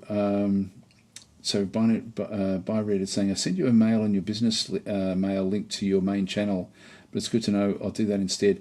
It's how long ago did you send it? Because if you send it today, then I won't have looked at it. So, but I do tend to.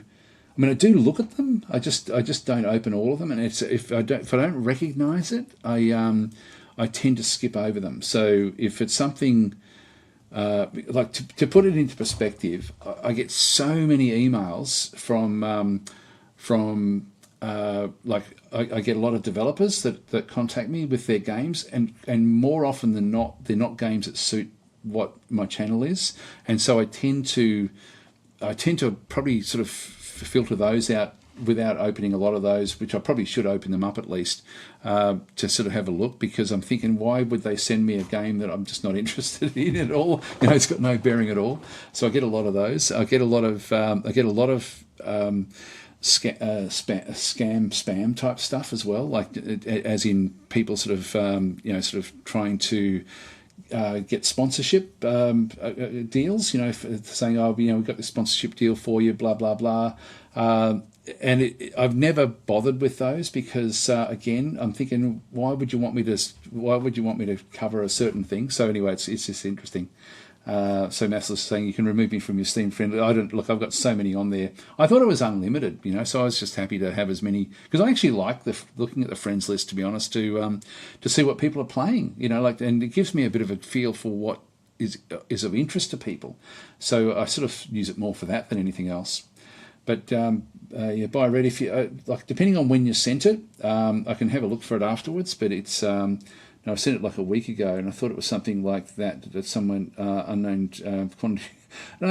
Generally, if somebody sends me an email that a week ago I was sick, actually, so that could also be it. I probably didn't actually read any emails for maybe 3 days, and they probably just all got caught up in well, I haven't gone back yet to have a look through. So generally, if it's somebody who is asking, if it's someone from the community, I can generally tell that's what that is. So it's so in that case, I do tend to answer those emails when I see them, but I do miss them. So it's not a matter of that I'm ignoring people. It's just that I just got so many emails that come in every single day. It fills up very, very quickly, my emails.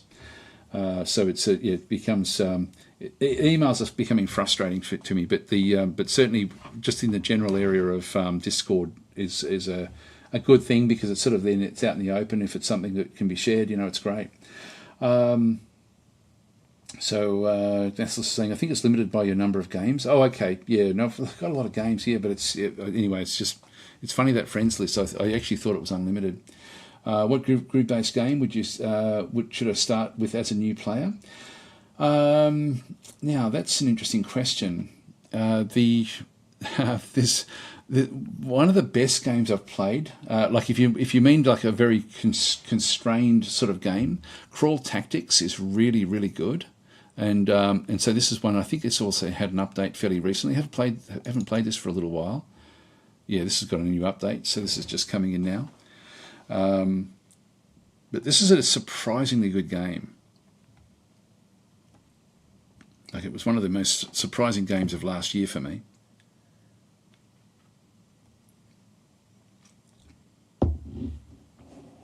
Okay, I'll just launch this when it's ready. I don't know why it's taking so long. But okay, so Louise is saying, what's the name of the launch you have on your desktop? This is Fences from Stardock. So this is from the makers of Galciv 4, but this is their Fences is sort of like where you can sort of then arrange things like this, which is actually fairly cool. So Massless is saying it's initially capped at 250. I think I've got a few thousand in my friends list, but I just and it's just anyone that would say, "Oh, do you want to be a friends on Steam?" Yeah, no worries at all. Bang, it's just I just accepted them all in, and then when it mattered for some things, it was like, oh shit, I can't actually add any more else into it. But it's but the list I've got is very, very long. But as I say, I use it mainly just to sort of get a gauge as to what people are playing, which is I find very, very helpful.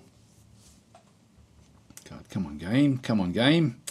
Yeah, so Crawl Tactics is I'll see if I can find it.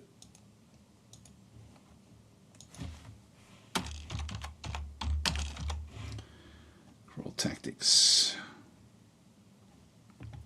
If this is a sort of game that you mean like by grid based, this is what it looks like. So it's essentially one where you end up with it's a random dungeon, and it's a roguelike.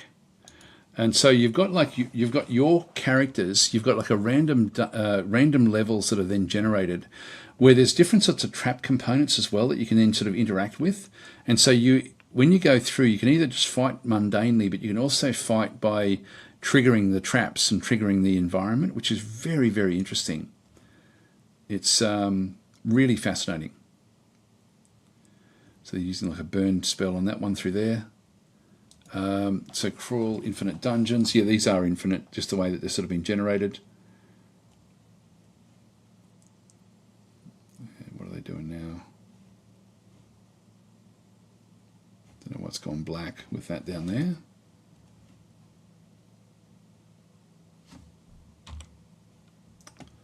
Just quit it back out of there. Doesn't want to now quit. Come on. Oh, this is the actual game. This is the game. God, I've done it again. I'm a real noob today, aren't I? This is more that sort of trap system again. Like it's very cool. I won't actually bother starting the game, but this is Crawl Tactics in through here. It's a very interesting game as far as very small little battles. That's the sort of game I should actually have as my for what I'm actually sort of doing with the when I am looking to just play something for 10 or 15 minutes. That's a perfect game for that one. If that's what you mean, like by tile based.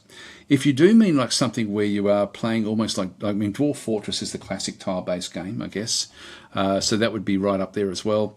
Keep RL is tile based. So these are all sort of like tile based type games, but this one is much more contained.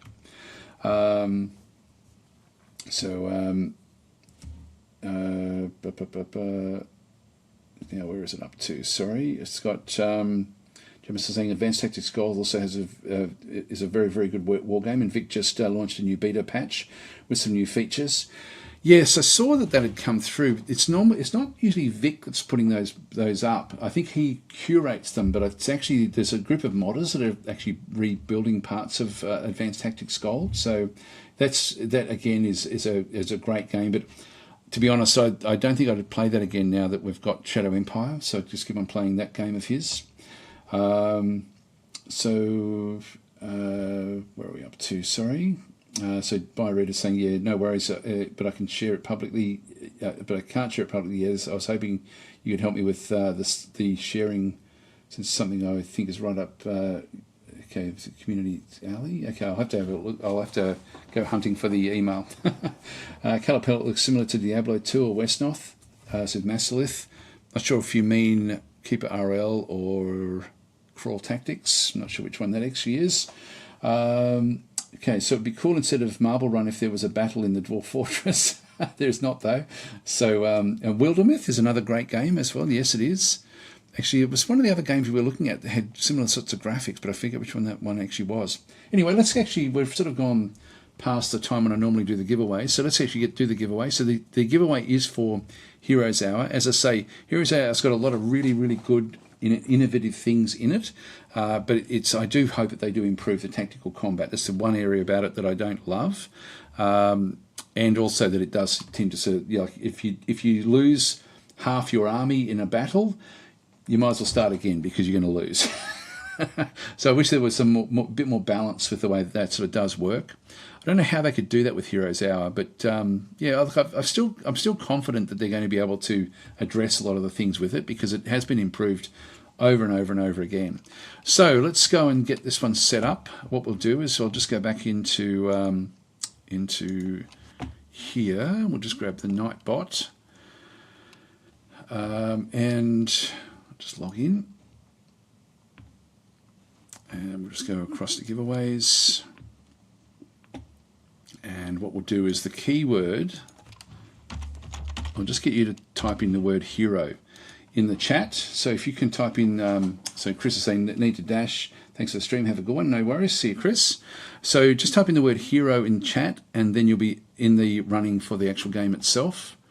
I'll just get Sublime Text ready.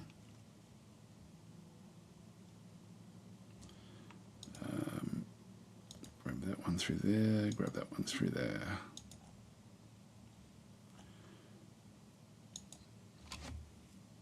Remove all of those. And so we'll just get this one ready.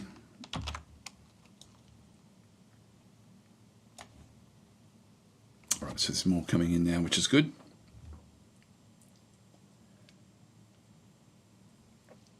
Then we get the Marble Run working.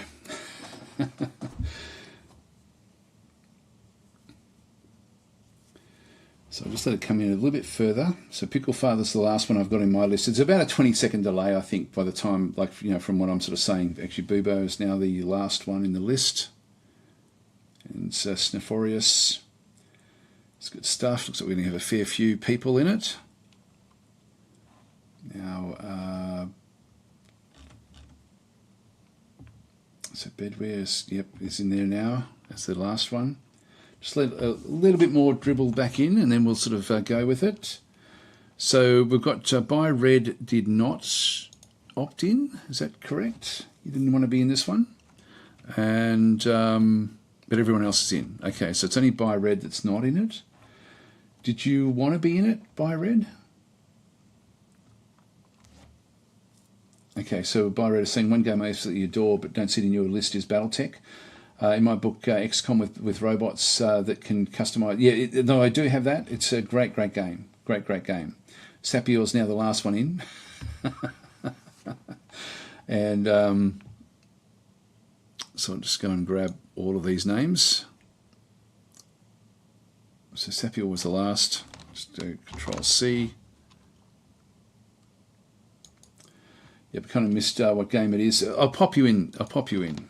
That way, if you win it, because I do need to respond back with email with this one through here. Just go across and we'll go and find edit. Where is it? Find replace, and I think that was the one. Yep, that's it. Replace all. Done. Okay, so we'll just copy this one in. No one else came into it. So you don't want to be in it by red. I can leave you in, or I can get rid of you, whichever you prefer. So I've got plenty of games. You guys go roll. So you don't want to be in. Okay, I'll remove you from the list. So there's 25. So good luck, guys. Actually, William Thomas and Voodoo Dog.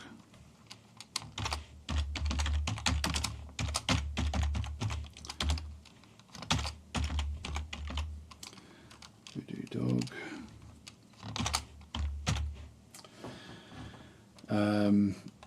And Sabosco, are you not in it? No, you're not.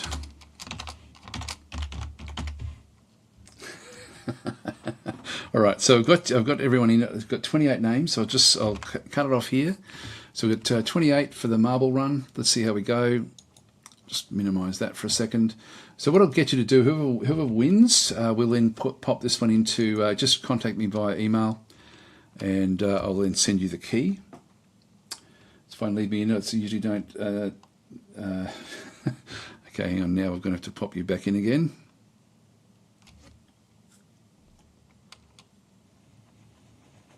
Come on, game. Load in, load in, load in. I know that Marble Run also just got a new update. Let's go back to the to race mode. Just go back and change this one again. All right, save that one. So 29. 29 is the list. FD is saying more people are missing above. Who was that? I've got Sapio was the last one, the official one. It's Bosco I've put in. I think I've got everyone. Actually, if it's his contact via email, I should. There we are. Okay, so what we'll do is we'll play. Doesn't really matter which way we go. Pixels procedural juice way. That's 2 minutes to play this one usually, so that's okay. Let's go and play that one. Now I'm going to go and this is going to be a simulation. Just go to the settings. We have 29, I think. So if we just go to the add names, clear our current list, open up the marble names which we've just got. So that then goes all the way down. Yep, that's good. Finish that one. And that was 29. All right, congratulations. Good luck, everyone. So we're going to go for it and see what we end up with. We've got no idea what this map is going to be like. Oh, this looks interesting. Looks very interesting. So we'll start the race. Okay, so FFD Miguel Ramos is now leading. It's a bit. Yep. So in the lead there. Now we've got FDSDFF is leading. Whoa! Back out of the way. Miguel got through. Miguel's a fair way ahead of the others by the looks of things. I don't think anyone's dropped out yet. So a fair way across. Oh, here comes Gyrox. Nope, Miguel's back in charge again. Coming back through. There's a finish line. This is a nice map actually. So it's Miguel and Gyrox. Yep, people may fall off. Yep, so there goes FD. FD's gone. And, these guys are very, very close. Oh, there goes Bedweir. Bedweir's gone as well. It's fraught with danger. Fraught with danger. Miguel's still in charge. No, Gyrox is in charge. No, Miguel. Oh, here we go. This is another one. This will sort everyone out. The others are catching up. Merlin's now coming back through. Miguel looks to have gotten through. Yes, he has. And that should be enough to win the game, I would think. It's showing that Jamison's the one that's leading, but in reality, it's actually Miguel. I'll just keep it on Miguel because I don't think anyone's close enough now. Actually, Merlin's looks like he's now second. Up ahead there. Just wait and see what actually happens up through the side. Yeah, Merlin's coming. Gyrox is after that one through there. And the leader is, there we go. So, Miguel, you did win. You did drop out again afterwards, but you did actually win the game. So, congratulations. I don't know who actually fell off. We'll just wait for everyone to sort of arrive, and then we'll sort of see what actually does happen here. So the others are now all sort of starting to come back in. Still got a few up the top there. So, oh, here we go. The actual map itself is has actually destroyed everything. So the winner is Miguel Ramos. Congratulations. What I will do is just have the final results in through this side. So Miguel, 1 minute 54 seconds. So that's above the average. I think it was saying 2 minutes was the average there. And Merlin, 5 seconds behind. So not even close, this one. Urasop came in third. Gorax actually fell a long way back there in the end there. So coming in fourth. William Thomas fifth. Dave sixth. By Red did finish in seventh. Brendan Peach in eighth. Ninth is Andre. Legit Spoon in 10th. There we are. And who did not finish? Yeah, did not finish. So we've got a few there at the back end there that actually didn't actually finish it through that side. So Durank, Voodoo Dog, K Fuchs, Jamison, Picklefather, Nurgle, Bedwear, FD, and Scarabus. Now I wonder if I didn't see Scarabus fall off, but I'm thinking that was the order that we had people falling off the actual from the bottom there. So it must have been that Scarabus was probably the first one that got the DNF. So since Snophorius is saying best of 3, right? No, I've done it before, but in this case it wasn't. No, this was just the first across the line. So Miguel, what I'll get you to do, if you can please email me. So I'll give you my email address. So it's just daz@daztactic.com. There it is there in the description. So if you can email me there, please, I will.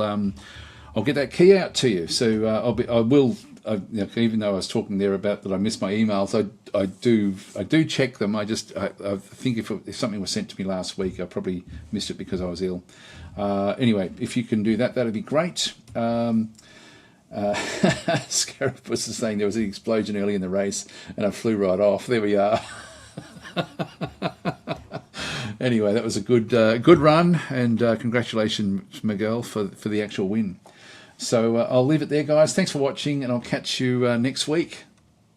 If you're around at all if we just go through the other bits and pieces, I will be doing live streams over on Twitch this week. I'll probably do some here on YouTube as well, but mainly on Twitch, and also then I've got more Rule the Waves 3 content coming as well. I've sort of record a bit more of that today, just to try to finish off that particular series. I've got to start a new series of something. I'm not sure what that will be just yet. Maybe Age of Wonders again, but I'm not sure. I have to think about it. I could easily play Age of Wonders again and again and again, but I've got to try to find other things to put in the middle there. I may play some of the other the games that I do actually have on try mode, just do single videos of those. Anyway, guys, we're going to leave it there. Thanks for watching. I will catch you next